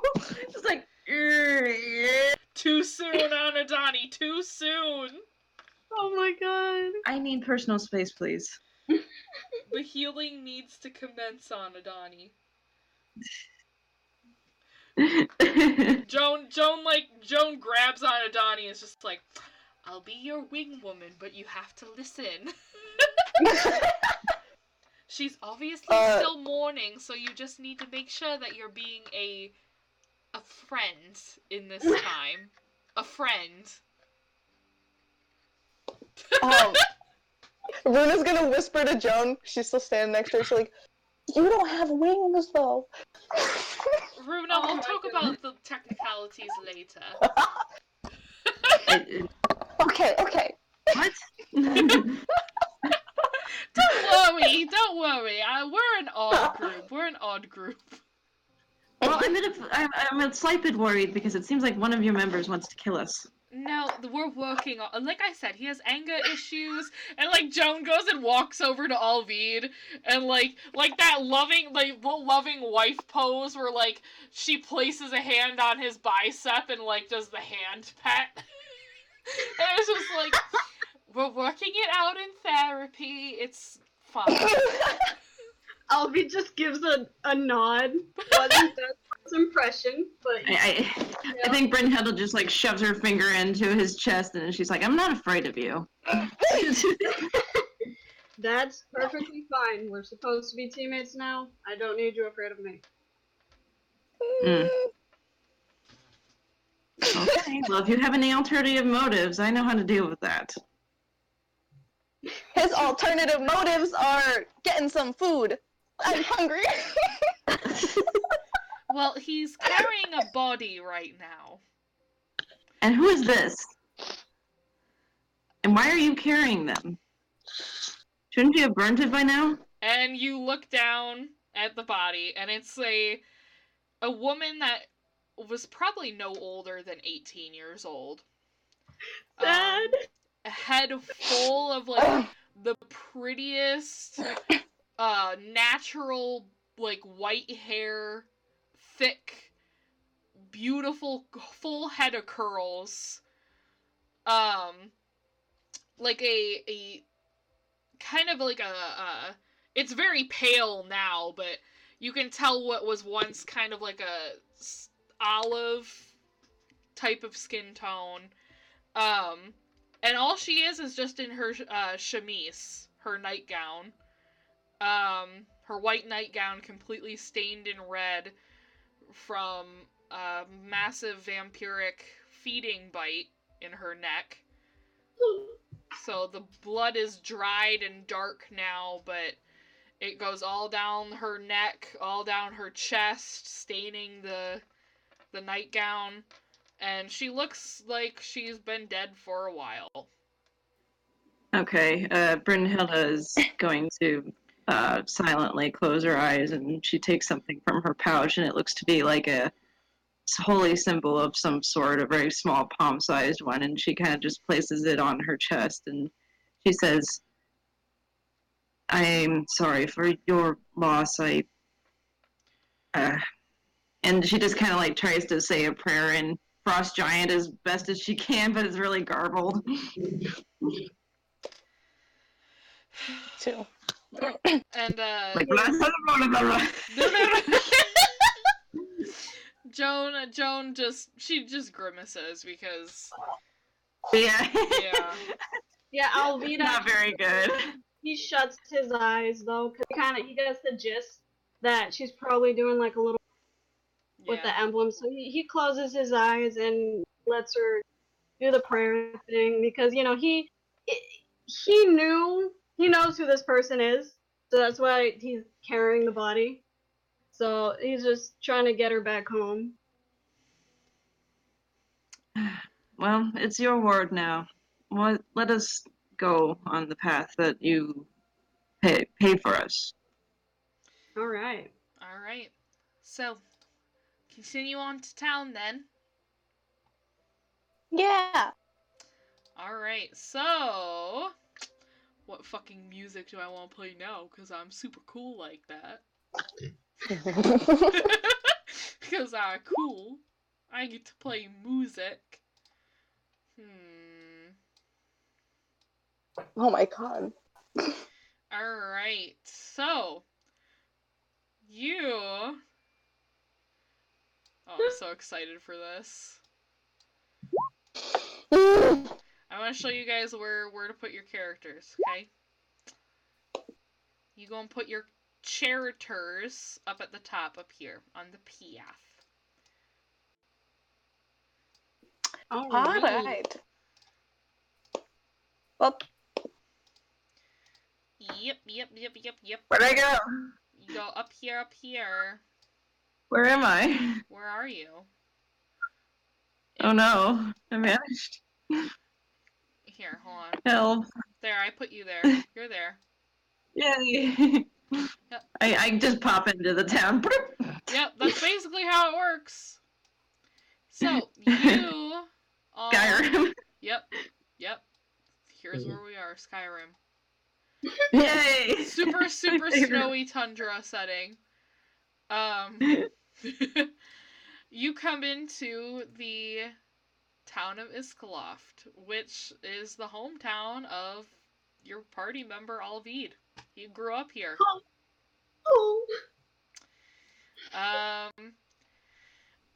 Obviously there are not floating labels over the homes. But, yes, there are. I see them. In the clouds. Like Homestuck all over again. Oh my god, Chris is here. Oh. Oh no, he's gone. Never mind. He came for a moment. I'm so sad. Anyway. So, Arvid, however, you grew up here. You know this place. Like, you know where you're going. Yeah. I think Brynhilda's is hiding behind the tallest person imaginable, or the closest one, because she's just like, the public. Yeah, don't worry. Arvid is a brick wall. Yep. So Arvid, you know that as you come in it's actually the south end of town. So we're technically backwards, but that's whatever. You know that, the first thing you see that's actually still a standing building, because Iskloft is a slowly dying town, is the public stables. And down You eventually get to the, like, down and around the court, excuse me, you eventually will hit the estate of the family that founded Iskloft, the Beowulf family. There are a lot of bees in this city. They have, you know that they have the largest estate in the city because they are Viscount title that report directly to the Jarl. You know, continuing down the main road, you would eventually hit other noble estates, and further north is your own family home, your ancestral home. And there's the Temple of Tyr. And you know that the girl that you are carrying, her name is Amy Jo Hjalmar. And you knew and you know specifically who her father is. And you know where to find him. He could be in one of two places. The shitter? The shit. Oh my god. He could either be in his home, the Hjalmar home, or he could be in the Temple of Tyr, which is a passion project that he and his wife had worked on. Rebuilding and establishing the temple in Iskloft.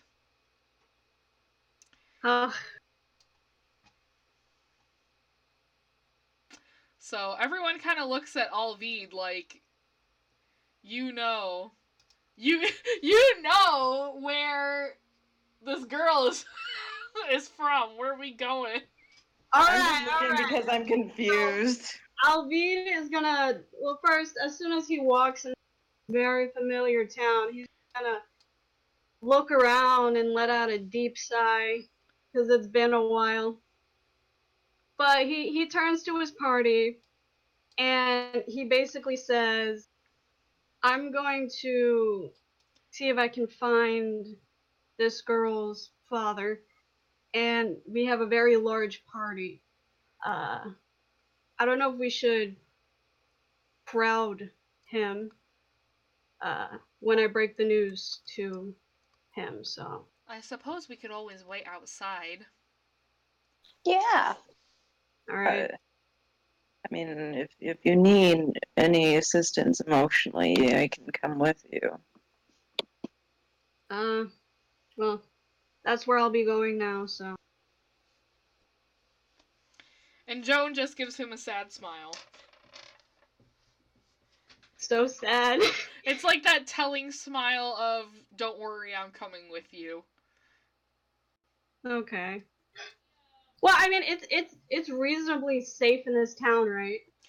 Oh yeah, you know, give me a history roll so we can be politically correct as we play. Because, I mean, you haven't been home for a while, so the roll's justified. Give me it with advantage, though, because you are from here. Alright. I think I heard Tree. We are going to the Oh, beefy. Alright, not bad. Okay, so, Arvid.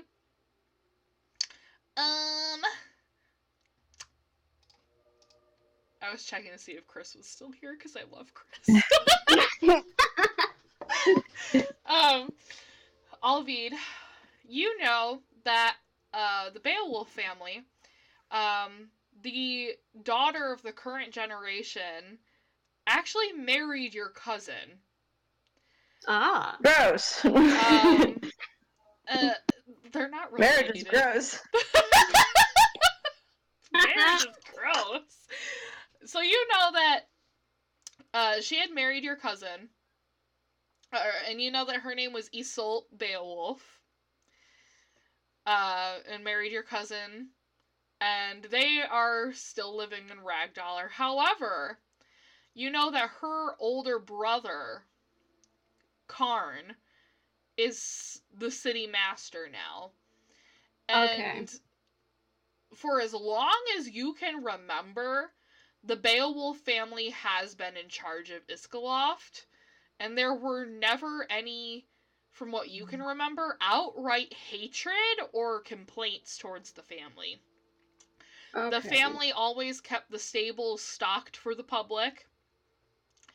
The family were always good about keeping enough guards on staff to keep everyone safe. And you remember from when you last were home that no one blamed the Beowulf family for why Iskloft was a slowly dying settlement. And everyone knew that the reason that Iskloft is a slowly dying settlement is all that's really left are these big families, and no people are afraid of the dire tundra that this settlement is in.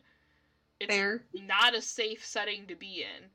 You know Yeah. that even as a child, you weren't allowed outside for longer than an hour. God damn. It's that cold. Damn. And it's always snowing because lake effect snow. Welcome to Michigan. You guys are right on the water of the Umlag River. Fantastic. Yeah, so it is very cold, very moist, very not fun. But yeah, you know that this is a pretty safe town. Okay. So. Okay, well, I guess Alvida's gonna check the Hjalmar home first. Okay. So, Yep. go ahead and move. Joan's obviously going. Ruin is gonna follow suit. I guess Brunhilde's heading over that way. We going, boy. She's like, Uh-oh. there are children running in the streets. This is brisk weather. We're gonna trip. It's okay. This is warm. Anadani over here trying to have a private conversation with Kolrai. I gotta see this. I'm probably just gonna like lean against the side of the house over here, like, yeah, Me. But the funny thing is that they're still like on the main road. Like, oh my goodness. Is Kolrai even here? Space, are you here? Kolrai is ignoring Anadani. Hey, I mean, that's in character. Space, are you here? Space. Space, where are you? Space is dead. Space. Are you Space? For context, for any viewers, Space is a person. Space plays Kolrai, so Space. Where are you, Space? Yeah, I think I'm gonna go back out on the road Find you. and be like, well, are you just gonna stand there or what, guys? The funny thing is I can't tell if this is Space actually not responding or like in character not responding. Space. Space. Space. Space. I want to Space, see the drama. Space. Okay. Space, where you at though? I Space. think the cold got to her. I'm gonna mention Space. Space. I'm gonna slap you. Space, you dead? Space. Space. Are you live? Space. Alright, anything anyone ever wanted to say to Kolrai that they couldn't say before? Beautiful. Kolrai, I like your hair. Oh god, I got that off my chest. Where the heck is Space? Space? They died. it still says spaces like on the voice chat. This is so weird. Space? They went to the village and they What died. an anomaly. No, but for real, space, if you're here, say something. Like, if you're... Hello? Hello?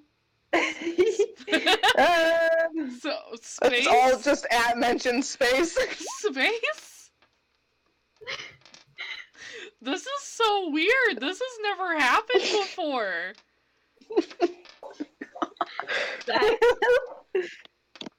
Several people are typing. That's the first time I've seen that in a long time.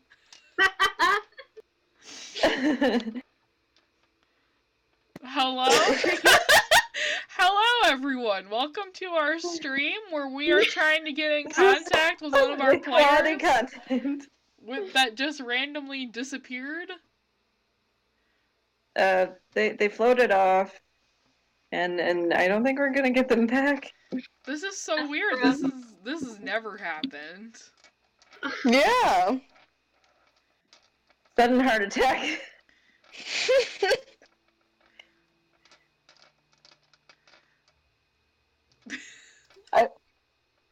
I just wanted to see the drama. I did! I wanted to see, like... What the fuck? Space! Hello? What is happening? I swear, this has never happened. I'm cursed. I'm Me, so upset. Upsetty spaghetti? This is all my fault. I don't think I'll ever be okay. This is wild. Space. We miss you. I was just getting to know you. Alright. This He is didn't even die. He just this is weird. Yeah, space just stealthed so hard. She disappeared from existence. Okay. Oh yeah. Burnheddle's probably like, you're talking to the air. Do you realize this? What is happening? We're like at mentioning space. It says space is here. What is happening? Did space say BRB somewhere and we missed it? I don't know. I don't think so. I don't see anything. Nope. No, I think the last thing that space said was an emoji face.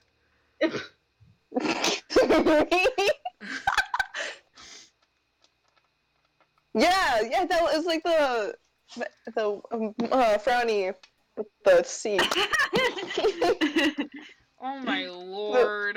I wanted to see this. I can't. I wonder how long space has been gone. I'm so confused. This I is feel like a bad friend now. space. How did nobody realize they were gone? Well, it's kind of hard when you're on mute. And space is usually quiet. Yes. Come on.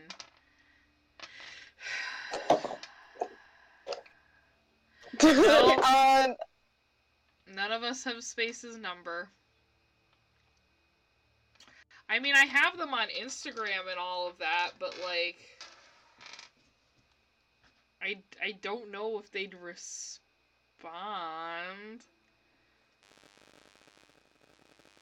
I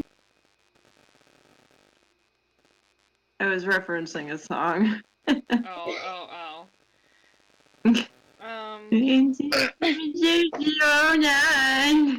Oh my god.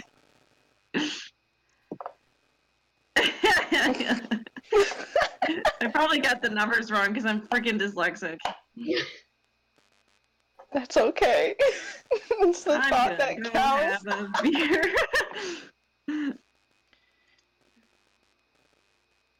I don't want to, like, just straight up continue without, like, because Knowing what the heck is going on. a lot Yeah. of the rest of the session is going to be RP. So, I'm like, if Anadani wanted to have a conversation with Kolrai, I want to let it happen. Yeah.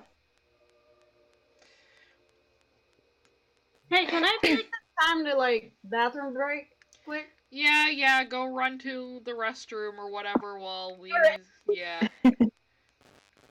Bathroom, get a drink, do what you need to do. Okay, I might feed my dog. Okay.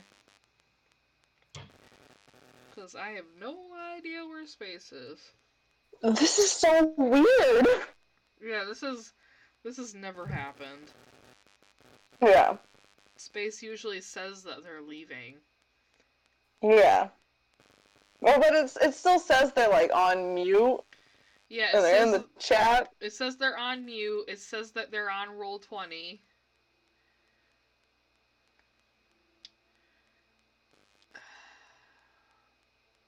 I wonder if they had to like leave their computer or something.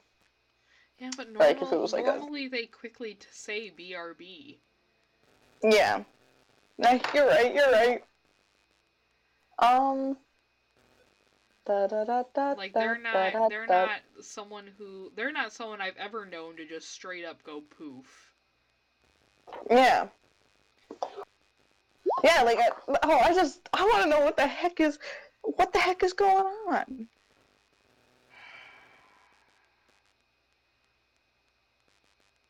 Guess I'll make some ramen while we're waiting.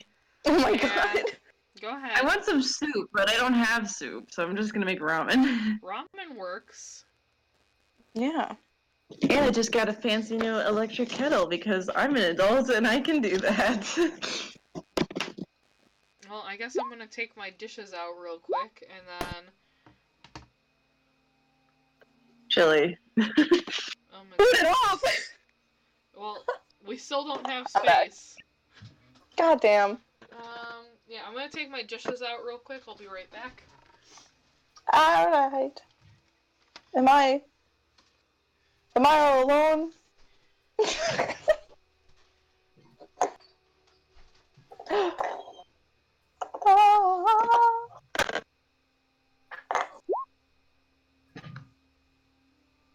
Nice. The bar.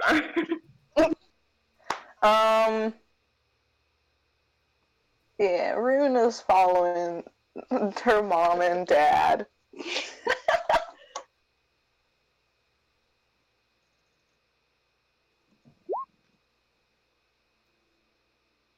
I'm guessing it's the end. I would assume. I think that's safe to assume. Yeah, I feel like that's Yeah. Yeah.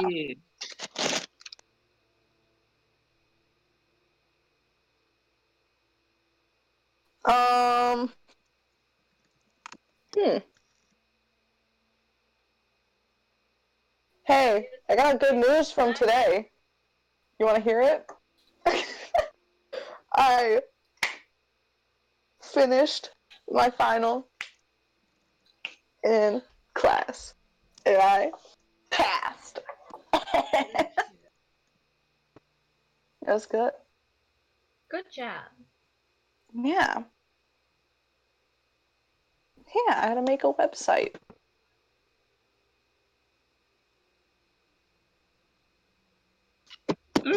Chicken ramen. Chimkin. Ramen. Chimkin. Chimkin. Chimkin. Oh god.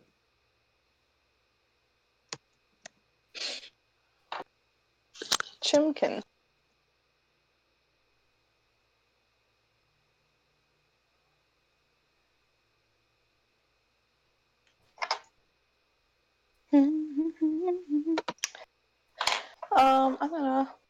run and grab a water real quick.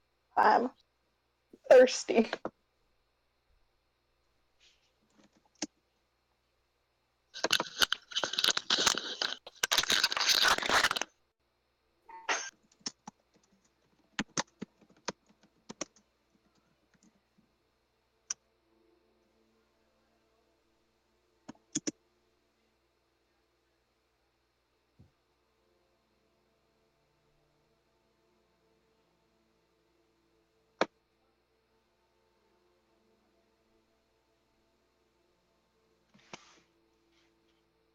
Oh my gosh, guess what? I have some mead. Appropriate. Oh, I have a whiskey. Whiskey's pretty good. What kind? Yeah, the Jack Daniel's honey in my coffee. So, Ooh, good stuff. I like Fireball. oh, fireball. Oh boy. I die, but I love it. Yeah, I haven't drank too much Fireball. I just know that it really messes my friends up. Hey yo! Hello? Wait, are we all back? Are we all back? No. But I might go grab a snack. Wait, is everyone back? I know we're Now it's saying they're not even on. For me, it says this space is on. Yeah. I don't see them. I'm gonna refresh. Maybe my Discord is just screwing up. It does that a lot. It says they're still on for me. Yeah, hi everyone who is still watching us. I don't know where space is. Yeah. Oh, Look up. I hope they're okay. Yeah, like this is concerning. This is very out of character for them. Yeah. Anyway, I guess I can arrange to we can still make Anadani talking to Kolrai happen. Maybe you guys can just do it when I'll make it happen if and when space shows back up. Yeah. Let's go to the bar. Okay. Is everyone going with the group to the cabin, to the house? Nope. Oh. I'm getting out of that political business. Where are you going? I'm going to the inn to see if there's a drink. You're going. Okay. I've dealt with enough death right now, okay? So, I've got Demon Lady with me. I'm fine. guys, I'm gonna do the inn first because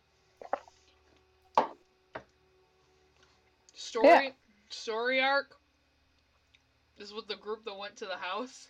You guys are just fucking around in the inn, so we'll do that first.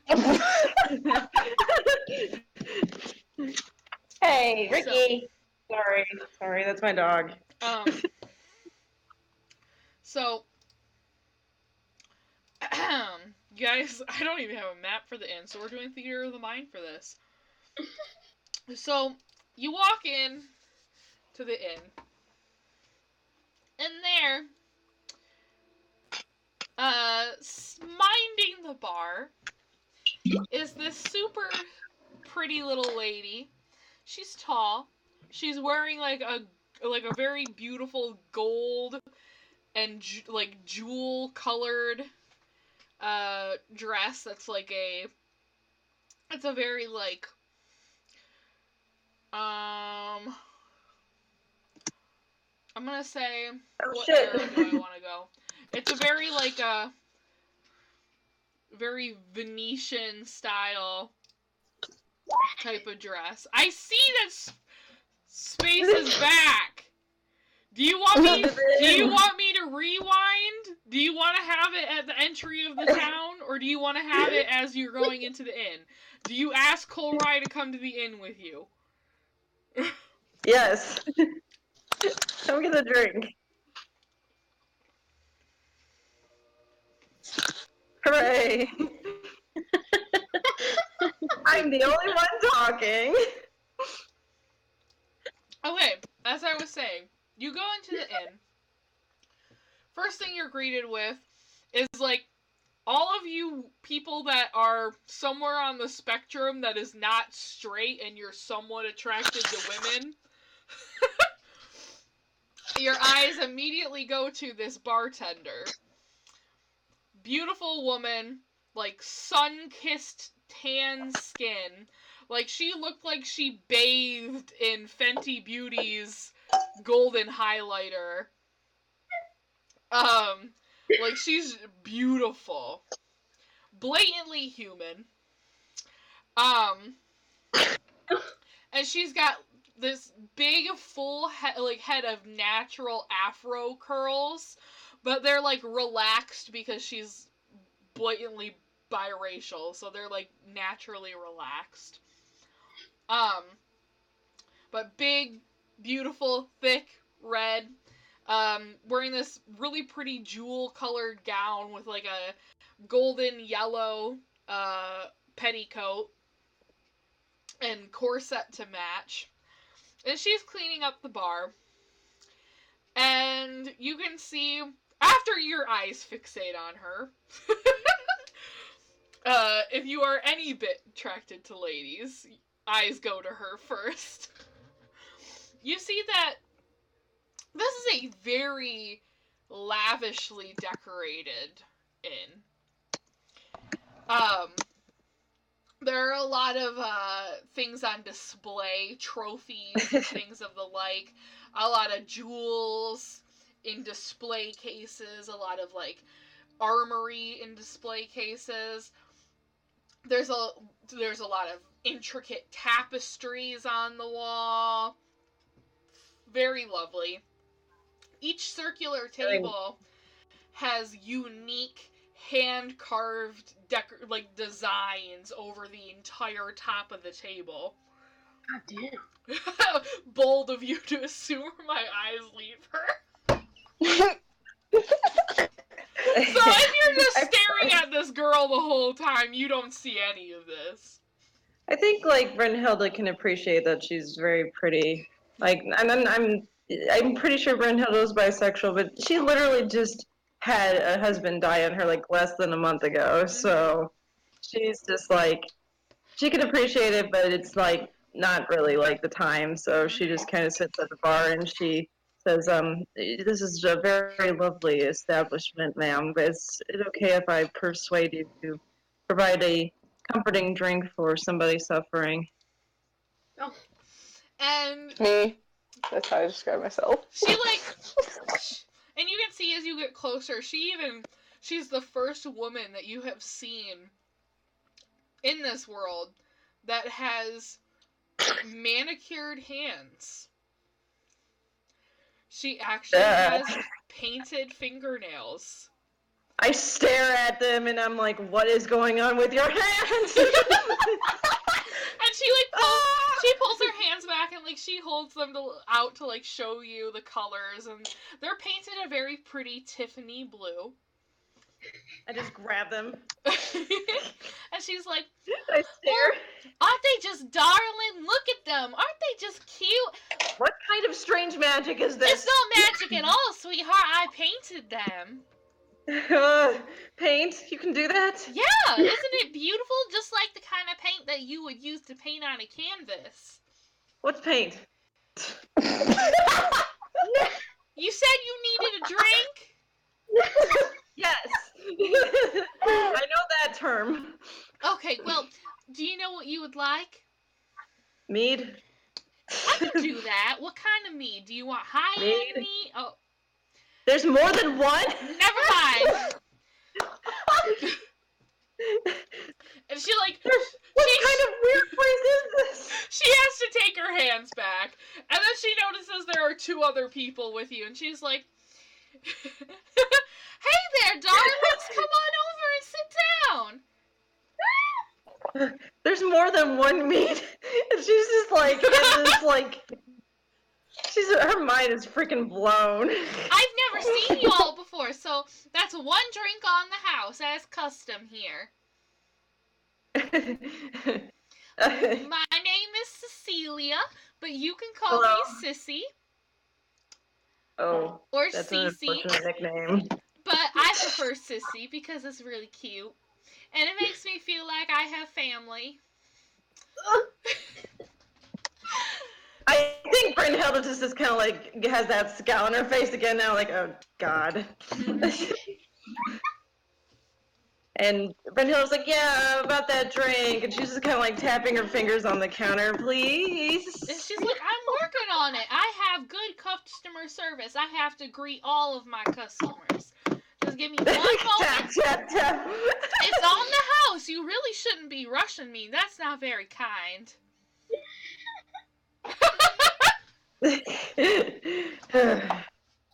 Okay, well, I'm gonna go get your drinks right now. Just hang tight. Yes, thank you. I'm assuming you all want tankards. As big as you can possibly provide. Oh, don't worry. We have tankards as deep as my forearm. What? Anyway. And Brynhilda's just staring back at the team, and she's like, we need to find information, ma'am, before you go. I wanted to ask, are there any notifications that possibly there are people targeting frost giants around here specifically? You know, the city job postings and city post, like the notifications, are posted. They used to be posted outside of the Beowulf house, but now they're posted outside of the temple. Now, before I get distracted again, let me go get your drinks for you. Hold tight.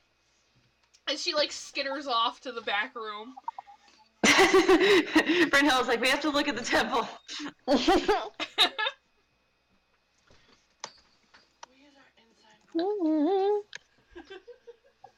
What? My sister just came in and asked me to use my inside voice. Anyway. True. So, you're all sitting there. Can I have a perception check from all 3 of you? Sure, I'm dumb as rock. Ooh. I got a 12 plus 2. Okay.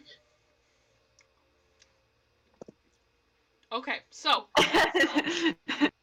Anadani, you are the first one to notice that looming in, like, the corner of this inn is a very, very big, angry, green-skinned man.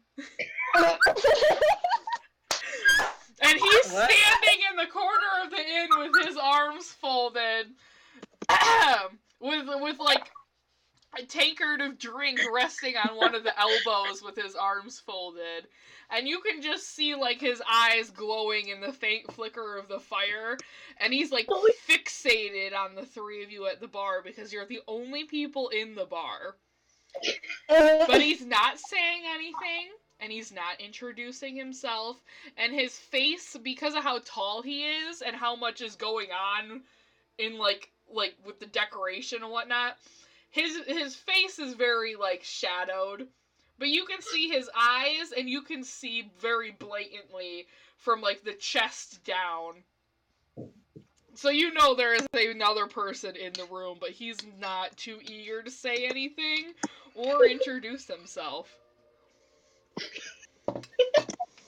So, that being said, she skips back in.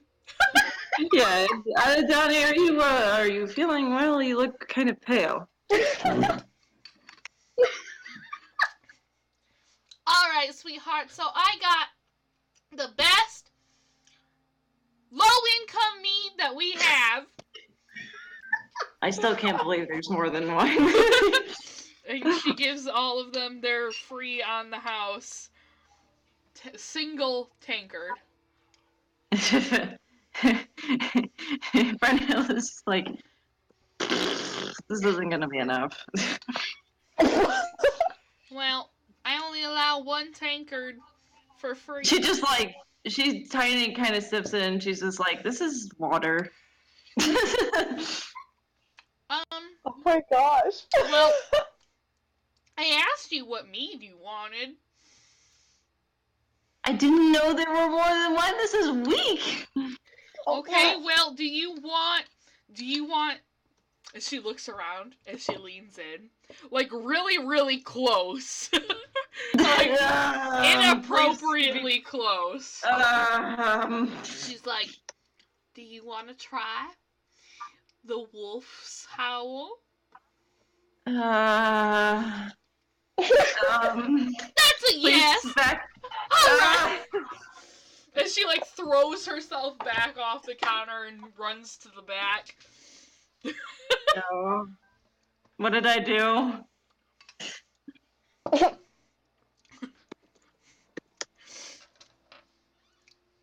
And then she comes back with this drink. I'm looking back and I'm just like seeing these two bickering about whether or not they should arm wrestle. Okay.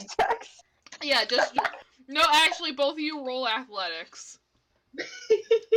Yes. Holy shit. Anyway, oh fuck, Cobra. Holy shit. Dead. Big gay energy. It's the rush of energy. It's the rush of adrenaline. Oh my gosh.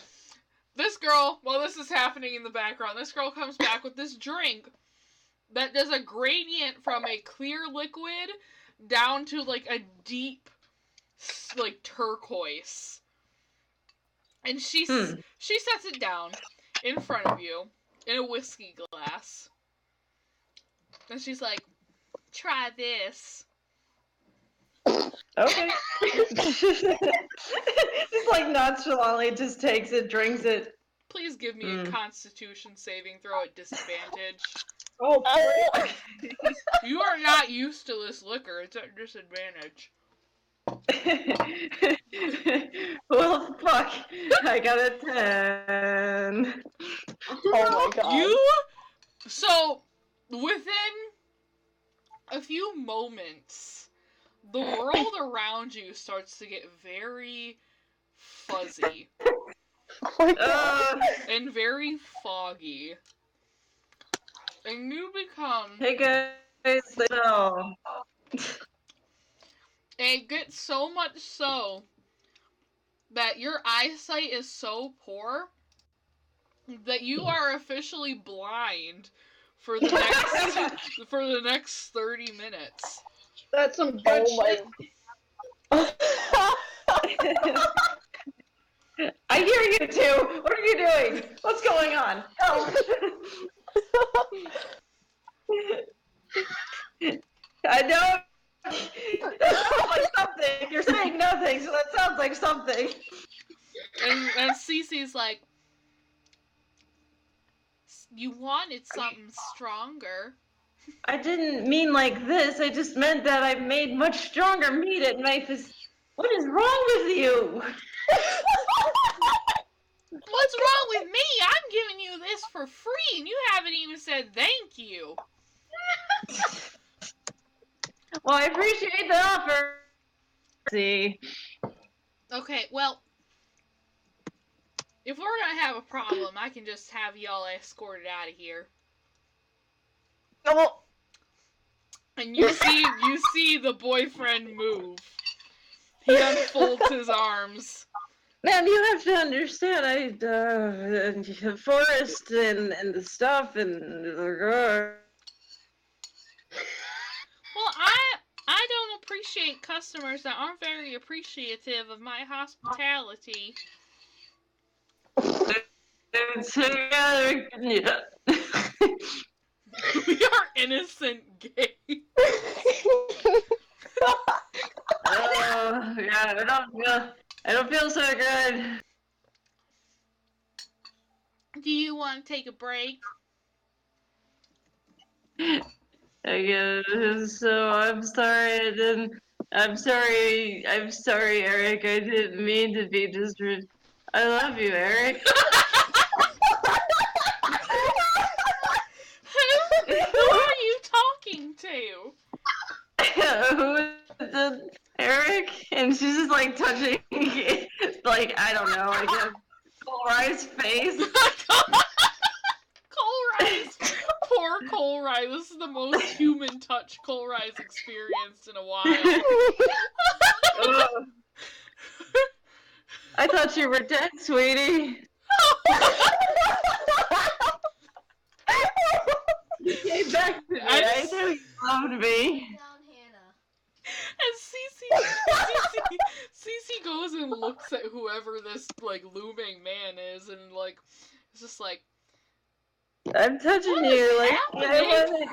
I thought you liked me, and I touched your face. Oh my God.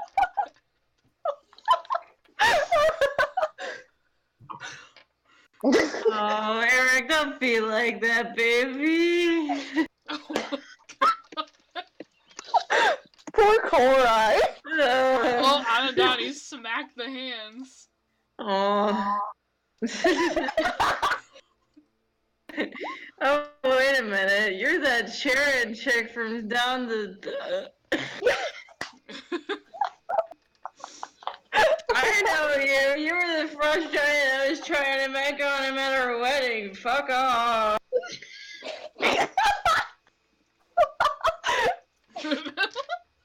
And then I pass out. And then I pass. Awesome. That was freaking awesome. Alright. So we're gonna switch to the group that decided to go to the... Oh, it's gonna get emotionally heavy Oh, now. yeah. Immediate switch. I gotta turn on my emo music. There's music too.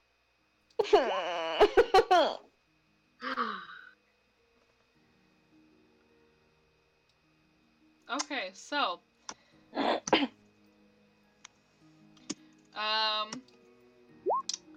when we get to this map, those of you that did come, obviously... Oh no, that's not good. What level is that on? Oh, wrong level. That's why. Haha, Hannah, you fixed it. When we get to this map, I'm gonna have you guys... I am gonna place Joan, and like, just like, follow where I place her. Okay. Okay.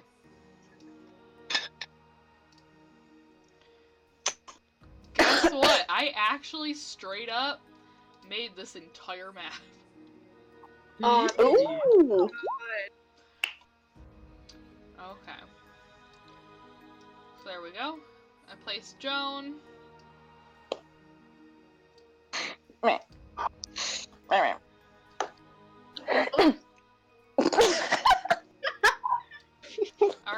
so these three. You all traveled through the streets, and eventually through just the snow, due to the Kalmar house being the newest built building. It doesn't really have a drive, it doesn't have a street, it's just built behind what Arvid knows to be the mother of this girl's family home. Arvid, you specifically know the father, and you know that he wasn't from Iskloft. You know that he actually was from the northern area of the Calderbecker hold. So in some people's eyes, this man that you know is the enemy. But here we are, and you are about to enter this home after having not been here or having seen him in years. So, door over here. Door over there. And Joan leans in and goes and knocks on the door, figuring she might as well, since Alvid's carrying this girl's body. Yep. So she gives a very heavy rasp on the door.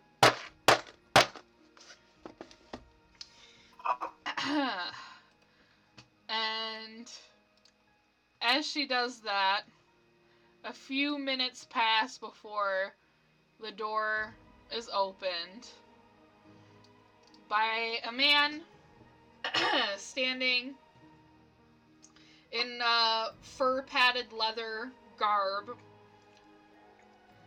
bald head. Alvid, you knew him when he had a faux hawk of braids, but Okay. even without the hair, you recognize him immediately. This is Guðheimr, and this is the father of the girl that you hold in your arms. And as soon as he opens the door, he, like, scans over your faces, and then his eyes, like, immediately fall to the body that you hold in your arms. And you see as he just, very shaking hand, whereas the rest of him, he's just trying to keep it together. He brings his hand up to his mouth and he holds it over his mouth. And you see his thick ginger brows furrow, and any color in his skin completely disappears. So Alvid, he steps forward, and he gently places his daughter in his arms, and he just says vampires. And he holds his daughter, and without any noise with the tears start rolling. And he's looking down at his daughter's face, not even bothering to invite you guys in. Looking down at his daughter's face, his voice cracks as he just whispers, "This is my Amy."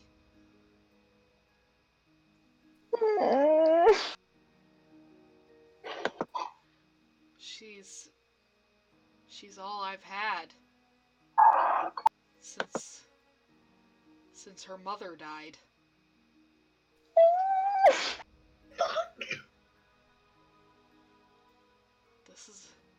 This is my little girl. And you can see that familiar clench in his jaw of anger. And you remember, Alvid, that Vigo was known for being a very angry man. Very akin to yourself in a way. But surprisingly had a turnaround and ended up settling down and getting married.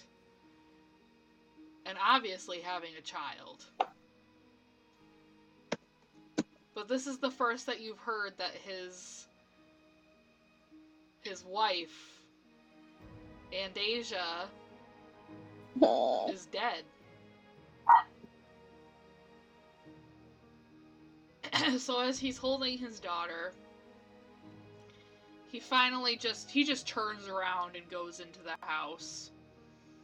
And, like, leaves the door open in, you know, maybe an inviting manner. But he does leave it open, and he just heads inside to go and lay her on the bed. Okay, so Alvid, he looks at the ladies, and he just nods ahead because he's going in. And Joan nods in response.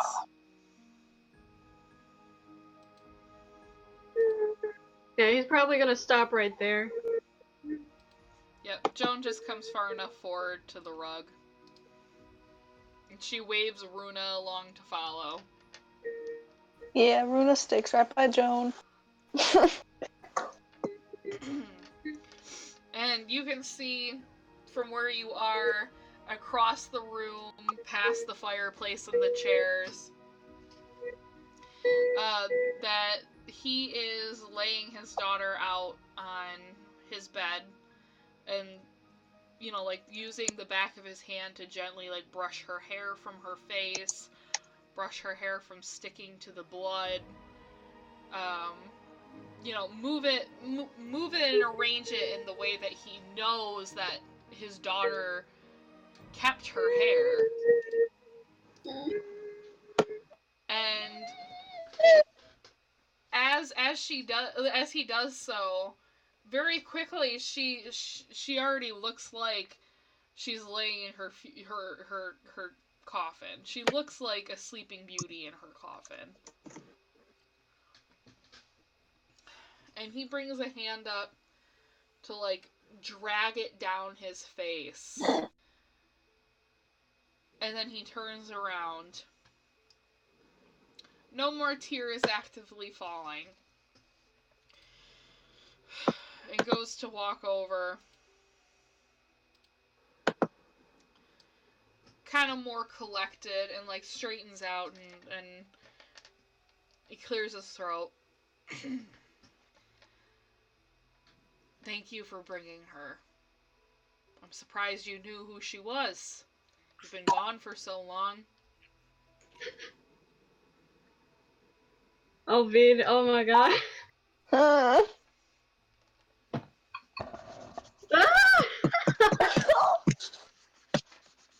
I don't know if Amber has caught the parallel yet, like the big one, but it's fine. Oh, I'm fucking crying. Oh! Huh. Okay. So, Arvid just, what the hell do you do, man?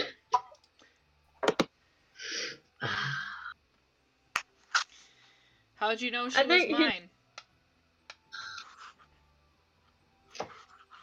Let me check. I think he just say that she looked familiar. She looked like her mother. Yep. Much more like her than she ever did me. Yeah, she did.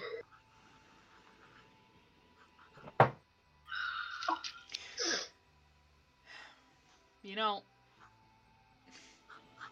I don't know how I'm gonna tell Felix.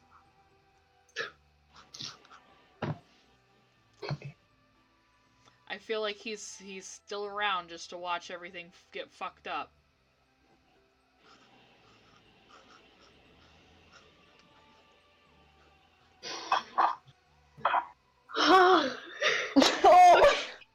Okay, so Arvid, he clears his throat, and he just asked, "Is he still in town? Where is he?" He lives in the main house still with his second wife and their kids. Shit, man.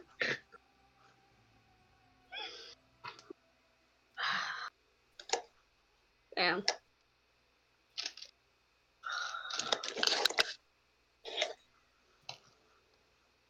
I mean, I could break the news to him if you need time. It's not even that I need time. I've never been afraid of that old man. It's just I know I can't even feel anything anymore. So I already had to tell him that his daughter died.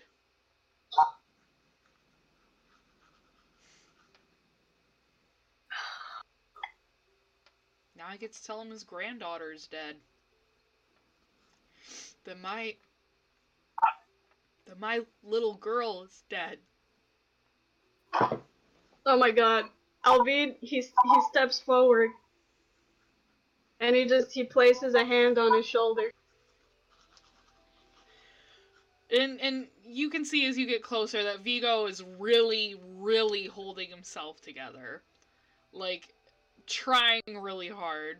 He can't even look behind him because he knows that her corpse is over there. And he clears his throat again and tries to continue talking. Seems almost like this is the first time he's gotten to talk to someone about it that wasn't family and wasn't judging him because he let someone die. And you can tell very much just in the way that he's acting that that's kind of how he's been received in the last few years.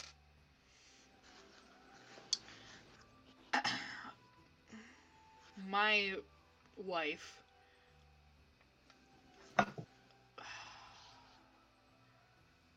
I don't know what it is. It's like a curse. It was like she had told me, and Asia had told me what had happened between her father and her mother. I feel like we were cursed because I have the blood of my wife on my hands. Vampires got her too.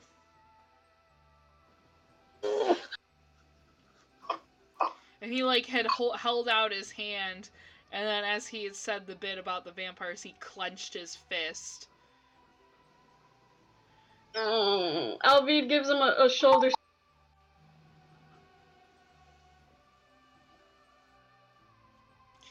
With the war going on, there's no support from the capital.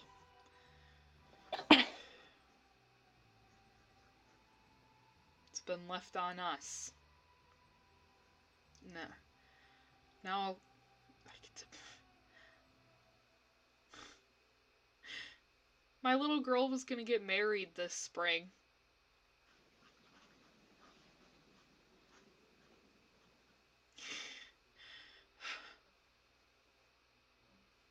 She was gonna get married this spring.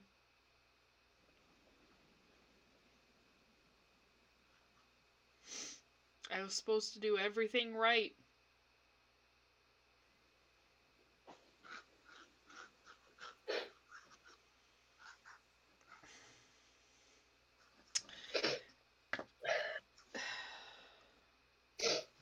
I've really failed her mother. The whole family.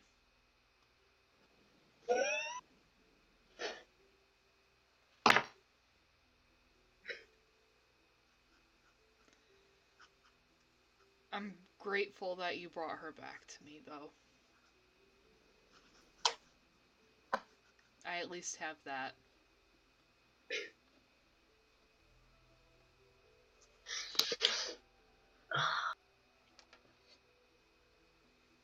Anytime.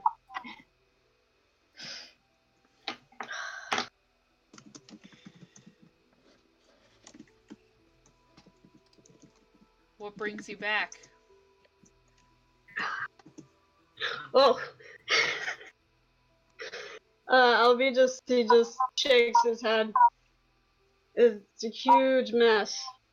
Back in the rag dollar hole? Mm-hmm. Question. Okay. Rag dollar hole.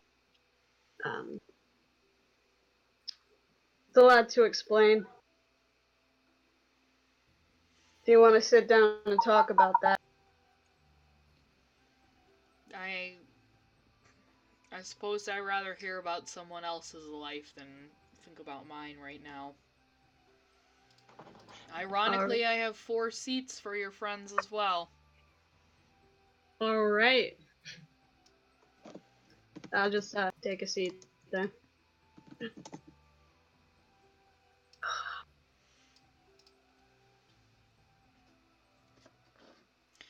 So Alright. you move to the table to take a seat, and Vigo deliberately chooses the chair that is facing away from what he knows he's gonna have to handle.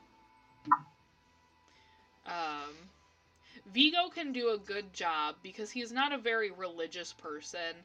He can do a good job of not associating a body to the life once that life has passed on. But this is his daughter. He had a part in making her real and had a part of raising her. And all those memories of being a father and her, it seems so fast with her when she was a child getting piggyback rides, and then suddenly the year before begging him to marry this guy that lived in Ragdollar, which was a 2 days travel away from him, but him reluctantly saying yes because he wanted to do right by his child and didn't want to break her heart. It's a lot. So he can't even look right now. So you all move to the table, and Vigo puts on his listening ears because he wants to disassociate. Oh.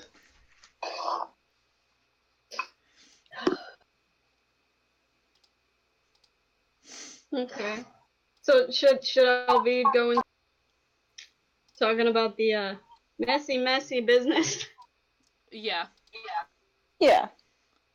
Alright, well, oh no, my connection is dying. Oh no. Oh, it's back. Okay. Well, how long has it been since like the first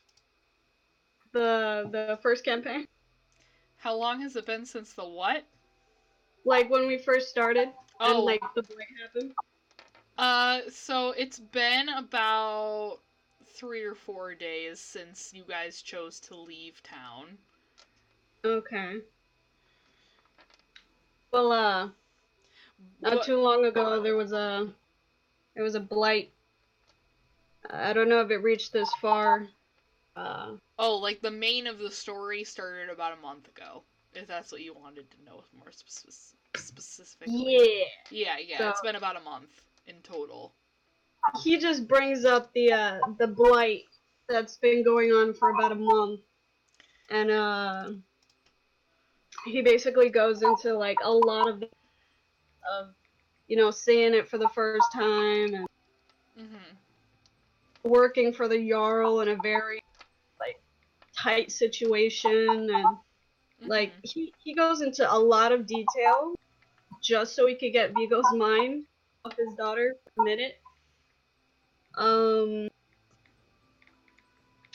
And then he probably does go into his own problem with blacking out in the middle of battle, because that didn't used to happen, and now he's harming his teammates. So just he goes over all that for the most part. So Vigo listens, and he's always been very good at being a listener. He listens in the entirety before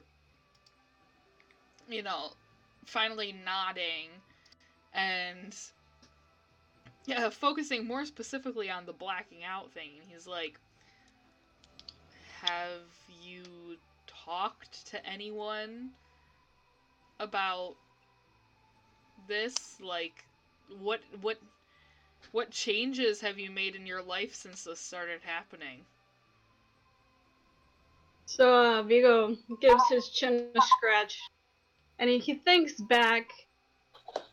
He just squints a bit. Not entirely sure the last time I blacked out the Jarl's house when that happened. Well, was that the first time it happened? I think it was. Well, try to think backwards and figure out what it is in your life that happened to trigger it.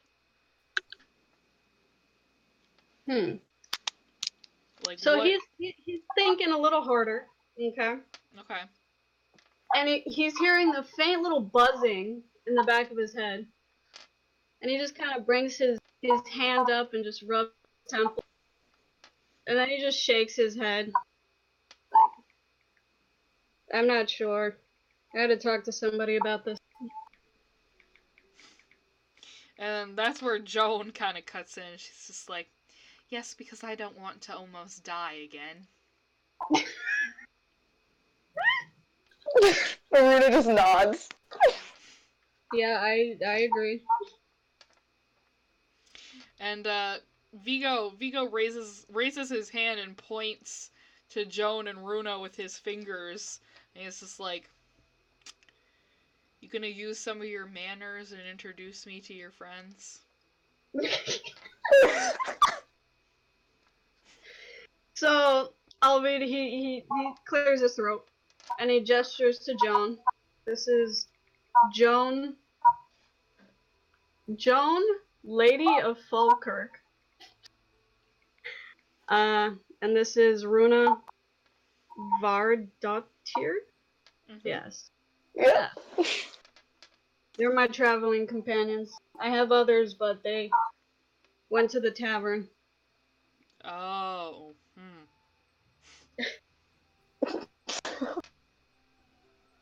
Some very, very strange girl bought that tavern. You don't say! Very strange girl and very, very strange family. A whole family lives in the basement of the tavern, and I mean there's a lot of them. Oh, shit. What are they doing? I don't I'm not know, here. but they're all green. They all live in the basement. I don't know. They sound like gremlins. No, they're big and they're green. Big gremlins? No, like I mean they looked like frost giants, but they were green. That's really strange. I don't go there anymore. Runa looks at Joan and she, like, her face is the equivalent of, like, 12,000 question marks. Joan just looks at Runa and is just like, we'll go later. And, Anadani is in problems over there. and, Vigo, he looks at, Arvid, and then between the two ladies, and back at Arvid, and he's like, well, how long are you planning on staying in town? So Arvid looks between Joan and Runa. And he basically says, I'd like to stay maybe 1 or 2 days in town. I don't know if that's asking too much. Well, if you're gonna stay at least through tomorrow, I'd appreciate it if, you came to the temple in the afternoon for a ceremony for my daughter. I can do that. Okay. And I can handle... I still run the temple. It's just... I'm not there very often. I hired people on, but I'm not there very often. It's still... It was really my wife's temple, but... No. We did it together, and now whenever I'm there, I can only think of her. So I avoid it. But this is for my daughter, and my daughter is more important than that.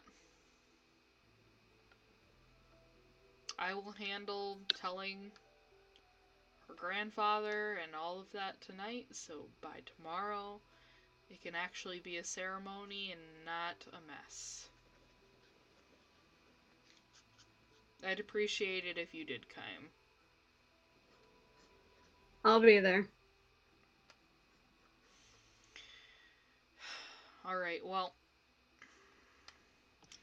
if you want, I can't put up your traveling party here. I do not have enough room. However, if you'd like, you can bring your party here in the morning and we can have a good old Iskloft breakfast. Oh, that sounds good. I think Yeah, it does. Please accept it as a token of my appreciation for bringing my daughter back.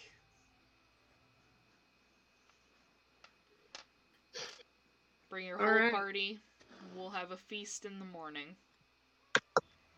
Alright, I want to forewarn, I have a very energetic companion.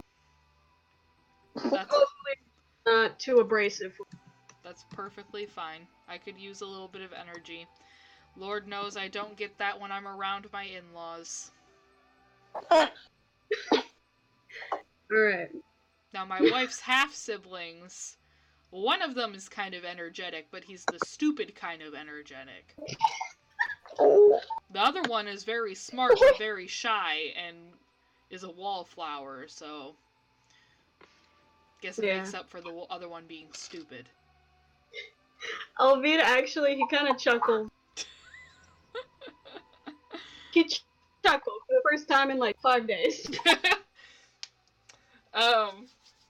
But plans are made, and Vigo leads the group to the door and very, very solemnly sends you all off. You know, saying, you know, like his "I'll see you in the morning" type of goodbyes. Before sadly and quietly shutting the door. And leaving you out into the cold to head probably to the tavern where the rest of the party is. Can I just say that before he shuts the door, Runa gives a "see you tomorrow" and she waves. Vigo just gives a nod. Okay, I think when they come back, I'm probably awake again. Yeah, it's been longer than 30 minutes. Yeah, but I'm kind of just depressed at this point. Bryn is just, she's got her chin on the counter and there's just tears streaking down her eyes. Oh. And she says, you know, life is so short and death is so prominent. And where's Eric?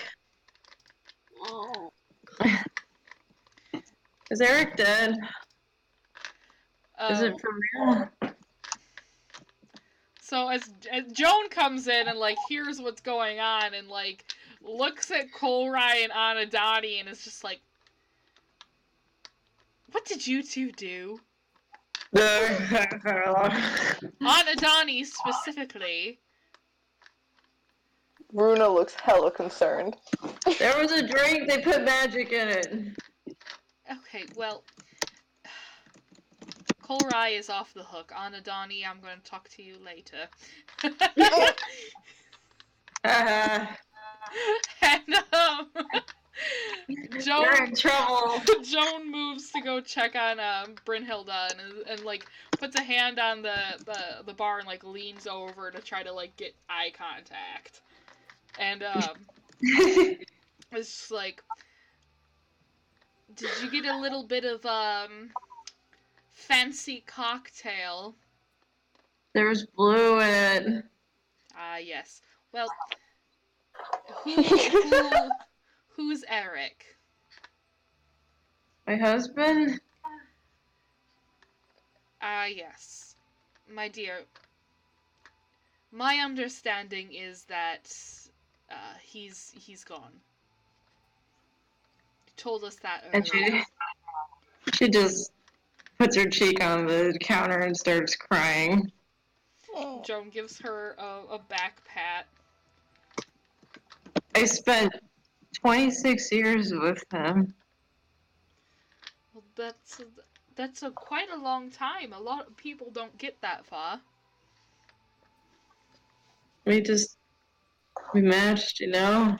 Yes, I We just understand. were...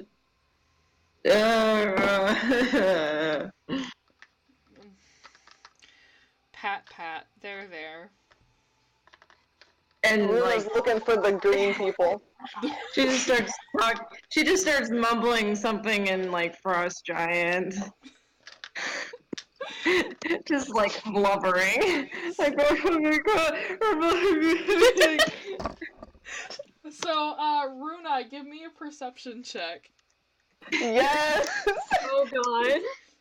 She's looking for the green people. Oh, it's normal, not advantage. Make sure I change that. A 7.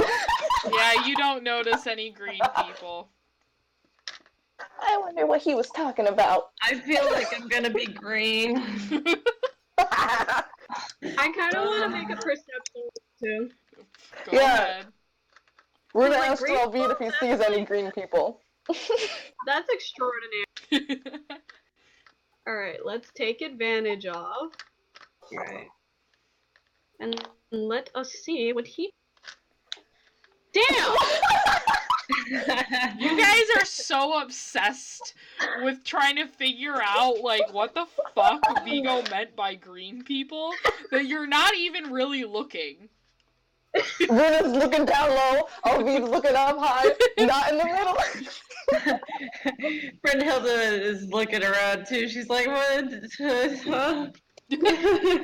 Well, we're all here now. We've all been invited to breakfast in the morning. I want breakfast now. Well, it's not breakfast time now, is it? Yes, it is. You too. It's not breakfast time. What do you mean? It's the perfect time for breakfast. The sun is out. It's not breakfast time. It's the evening. It is? That's the sunset? Oh boy. You can't see the sunset here. It's overcast. What? It just gets dark. No. Do you know where you are? I can see everything. I have elf eyes. Legolas, what do your elf eyes see? Hey, you want to know something? You want to know when I cut my hair? Oh boy. It's so that, well, one time me and Eric were hunting, and it got snagged, and after that he cut it off and told me to keep it short so I don't keep getting stuck on stuff. That was a lovely story. Do you want to know how my hair got cut short? Oh my god. My hair got cut short because I lost in combat for the first time in my entire career, so I had to cut it off and lay it at the feet of the Jarl and beg forgiveness. That sucks. Yes, it does. Oh my god. What's a Jarl? Oh boy. Who are you? You'll remember. She legit actually doesn't know what a Jarl is. You'll remember who I am in the morning, and we'll start a human society life lesson in the morning as well. I don't want to learn about you weirdos. Oh my god. Arvid, would you like a drink? Actually, surprisingly, he declines. And she just makes a face. Yeah, he just raised his hand like. He's really focused on those green people, like. She just looks at him and is just like, "Are you serious?" Okay, can I just make a perception check just for the funsies? For the green people. Yeah, sure. It's a disadvantage because you're fucked up. I'm gonna do disadvantage because nobody's gonna believe me. Oh my god, well I rolled this 18 plus 2, but that doesn't count because it's a disadvantage. I'm just like staring at that guy in the corner. Like, hey, there's a green. Yeah. Me. Hey, there's a green. There's a green. It's a green, guys. Green. Oh my goodness. They're watching me. I think Is Sissy still here? Like, watching this go down? Okay, well, I think it's time to put Brynhilda to bed. Hey, Eric, if that's you, stop putting on makeup. It's really stupid. Oh my god. Excuse me? Hey, Eric. I'm not Eric. Hi, Eric. I'm not Eric. I don't even look like a boy. Huh? I don't even look like my brothers. I don't look like a boy. I was told I look like a boy. Do I look like a boy? No, why? Why would you think you look like a boy? She just, like, comes in and, like, puts her hand on your face. Oh my god. Oh my god. Joan just walks away. Oh. Alvi walks. And she falls to the ground. He walks to Brynhilda. I'm sorry. Just says, "All right, time for bed." And You're Eric. No! Joan comes back and like grabs Alvina. Is just like, no, this one is mine. Eric, honey, put me to bed. No! Alvine, put me to bed. Hold on. We can't leave her on the floor. But Nothing's gonna happen. Oh, look, I'm getting carried by Demon Lady. I like your horns. I wish I had horns. I grew them myself. And Joan, in the meantime, Joan is standing there with her arms crossed, looking at Alvine. What? I think Adinani is like carrying her up, and she's just like, "Okay, bye guys, I love you all." I'm screaming. Runa's gonna hop up to the bar and like hop up. I literally jump up to try and sit down because I'm imagining just like stool. Joan gives her a foot up. Thank you. So she gets up there, and she just puts her hands together, and she like sits there because she doesn't want to call anybody over.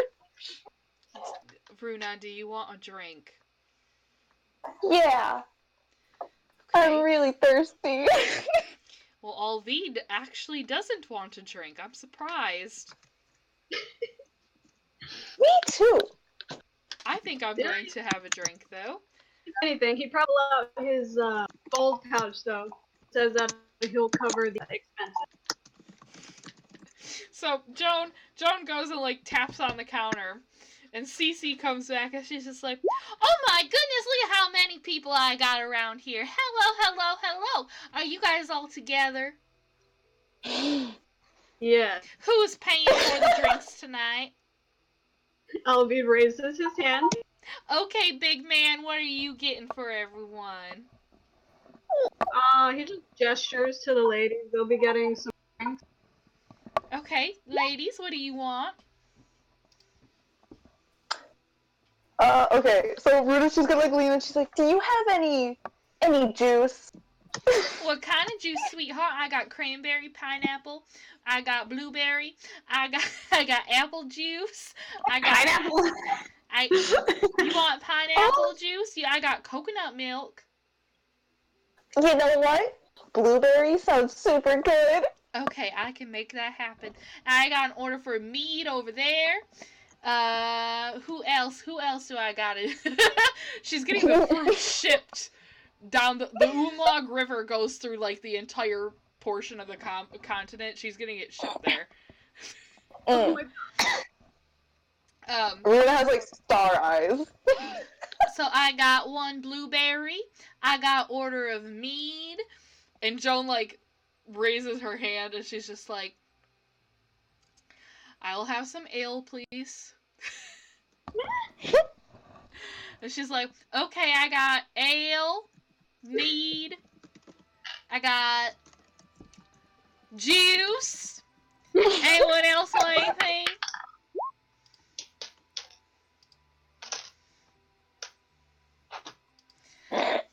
Nothing for the buyer tonight? No, I'm passing.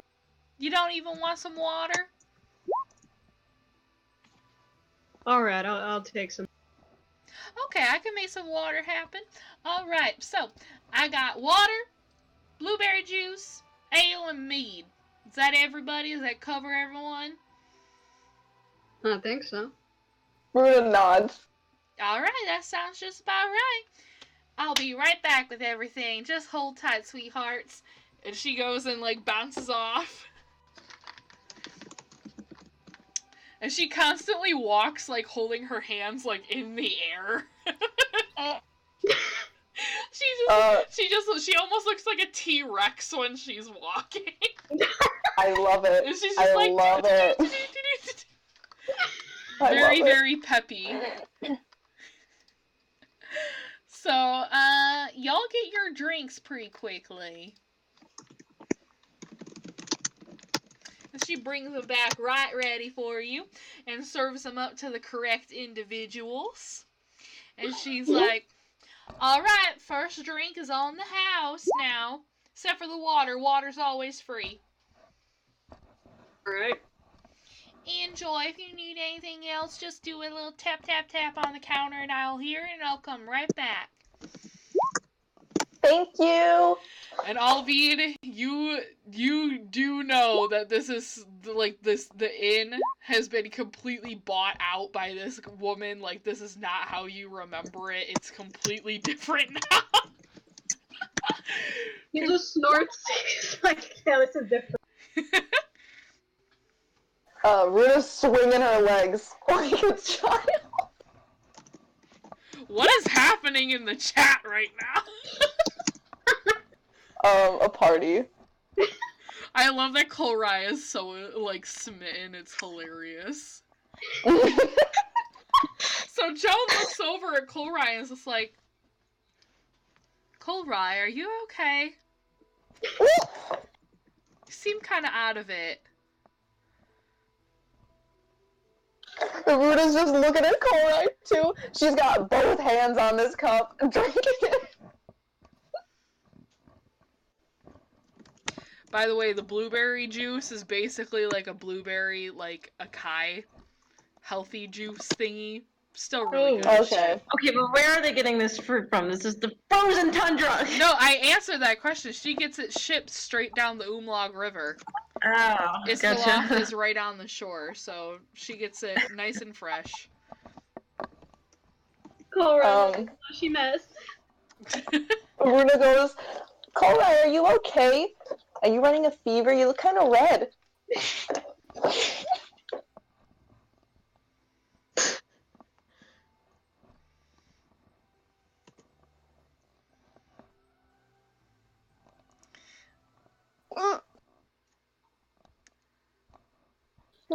Alright.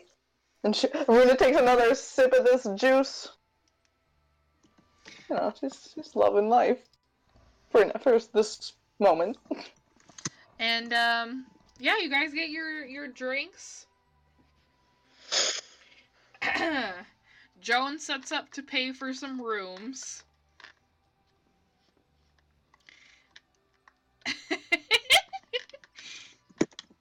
And Joan finishes her drink and then like turns on her stool and stays sitting on her stool while holding a room key and just looks at Arvid. So Arvid, the entire time, in his water and kind of glancing from the bar area to the door, and he seemed contemplative.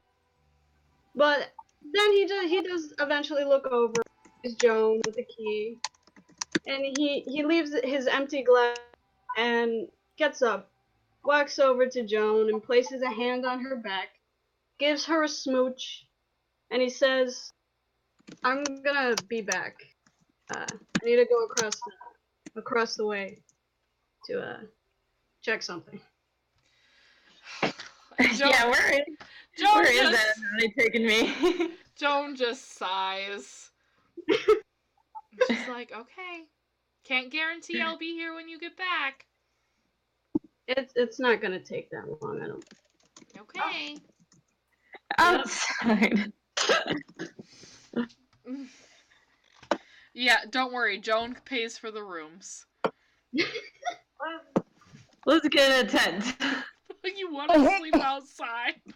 Yes. Okay.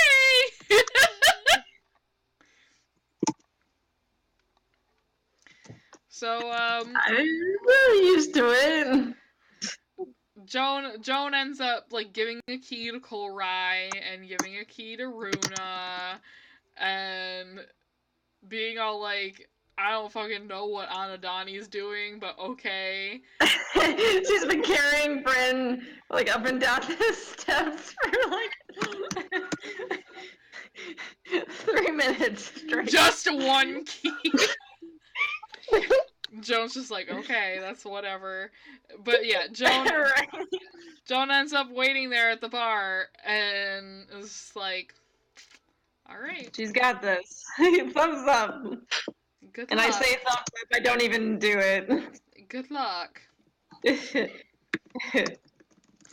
Joan looks at Kolrai and Runa and is like, are you two staying up or are you heading to bed? Runa's gonna stay up for a little bit. Okay. I sloop Yeah. when you hear snoring. Immediately. Sloop. I sloop. So, these three ladies decide to stay up and wait. Joan's just sitting there and she's like,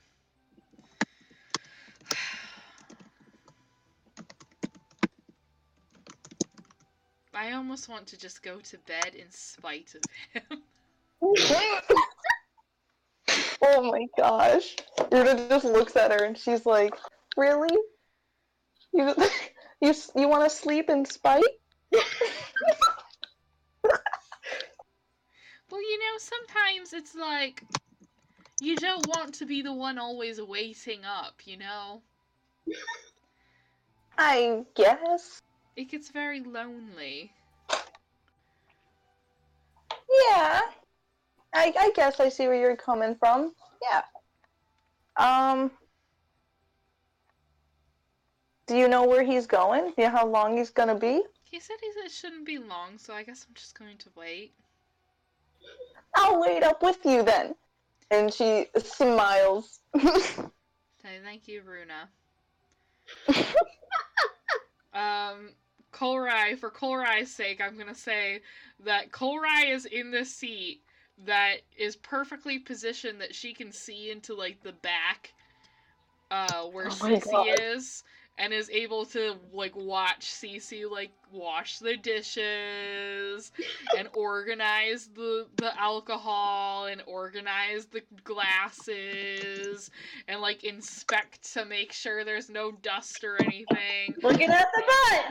And you can hear her humming, and it's a very, like, peppy hum. It's so much so that it's, like, making her, like, dance a little bit, like, bop back and forth on her feet. And yeah, so Kolrai gets, like, the perfect view. A butt. Looks Oh like my I'm gonna have gosh. to fill this world with a ton of pretty girls. The butt.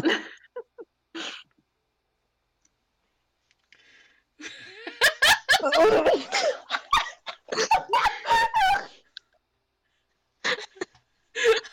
love Oh that. my. Okay, so what's Alvid doing? I can see where he went. What's he doing? Yeah, he's just slinking over to his old estate that he hasn't been to in years, actually, since the incident. Mm-hmm. And he stops in front of the door, has a hard swallow, and he knocks on the door. So, give me a perception check. All right, let me open up his sheet.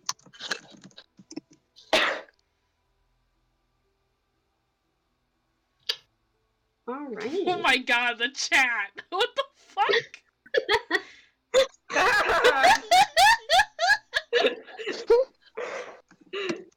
This is so funny. Okay, well, It's a side story. so you, Alvid, you don't hear your father in there as he fumbles around with like all of his alcohol. Like he fell asleep with his alcohol in his hand, resting by the fireplace. Then he's like, he's a mess. He looks like a mess. He's graying now. Yeah. Very much so. Some oil. And like he goes and like bumbles basically over to the door and opens the door, and you get greeted with your old man's face for the first time in a very long time. Oh boy. But he's like drunk sleepy, so he like opens the door and like grumbles out like a hello, like he didn't want anyone to come to the door. LV just Hello. looks at this man and he just says, "Hello, Dad. You been drinking again?" He just does like a harumph grumble type of thing and starts to shut the door. Alvid catches the door with his hand. And this old man, he's not really old, but he's aged himself with his drinking habits. Yeah. He goes and he doesn't really put up a fight with the door. He just holds it like half closed and it's just all like, what do you want? I came to visit. Like shit you did. I'm not doing this with you right now. I'm not doing it either. You haven't been back here and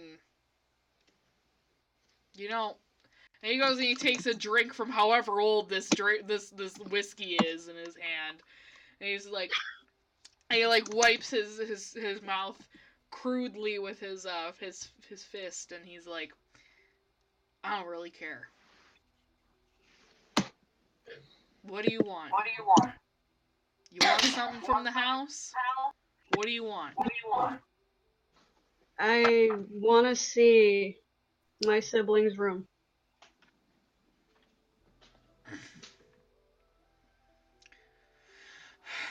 What? Make it quick. So that's exactly what he does. He pushes the door open, steps past Dad, and he knows it. He knows where Sylvie and Knut's room used to be. He walks back there. He just enters it. And it's exactly as it was when they were around.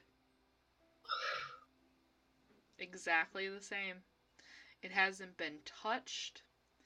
It still has all of their children's textbooks all over the place.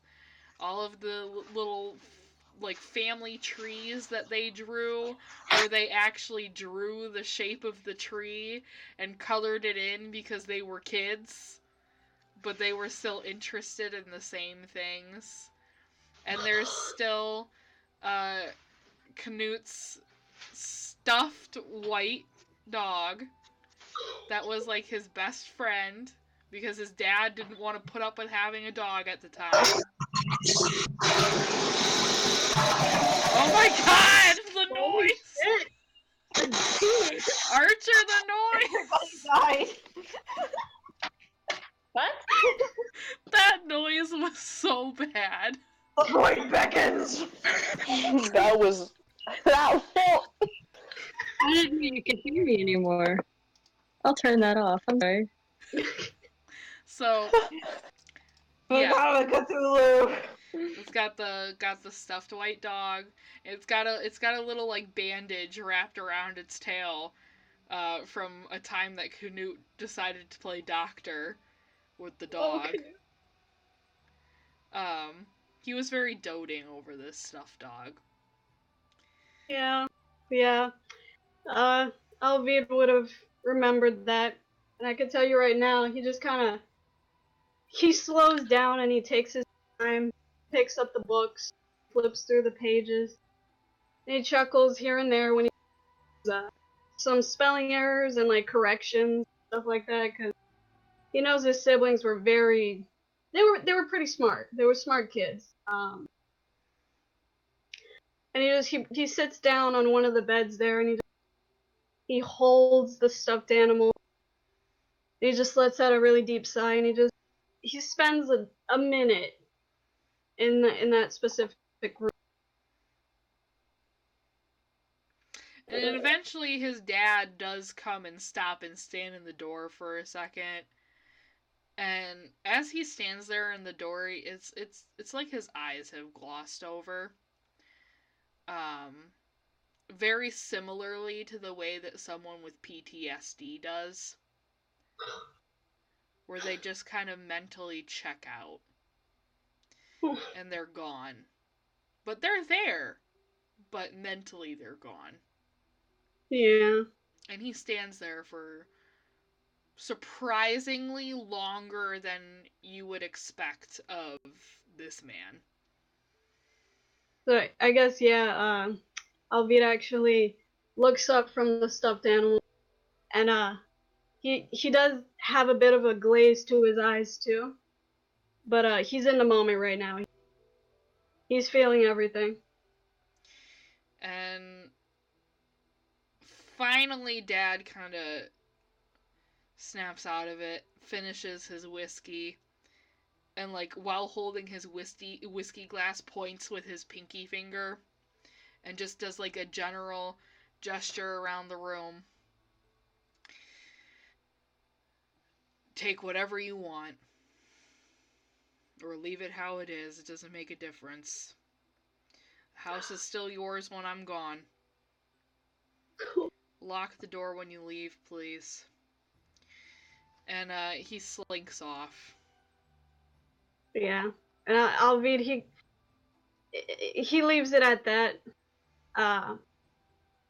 He marinates some more in the room, and he probably takes one of their books with him. He just kind of sticks one of those books in a bag, and he debates on taking the stuffed animal, but he decides to leave it on the bed there where he left it,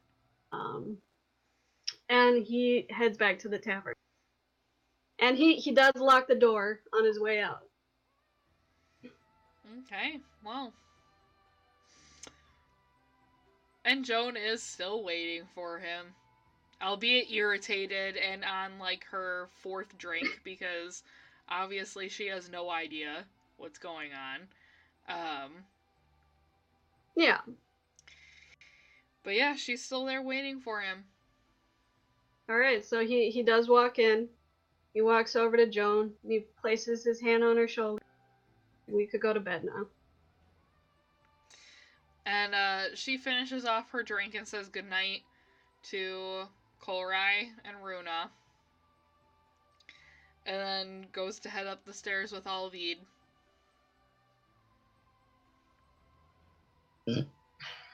Right. And that's where we're gonna leave the session tonight. All right. Yeah, Yeah. bitch. Damn, this was an emotional episode. Yeah. I find Donnie! Yay! Oh my goodness. A highlight of the stream. Take I gotta tell you though, I'm happy Runa didn't get hit one more time because she was only at 25 health. Oh yeah. Yeah. Well, now you all get the benefits of a long rest. Oh, thank God. Hooray! God. Am I gonna be hungover next time? We'll talk about that. We'll get there. Yep, so anyway, that has been episode 8 of Guðheimr Valhalla Awaits. Thank you Yes. for everyone who actually tuned in on the stream. And yeah, I'm gonna end that stream and then we can make any side comments that we want to. Side comments. Cries in Spanish. Cries in Spanish. Cries in cross troll.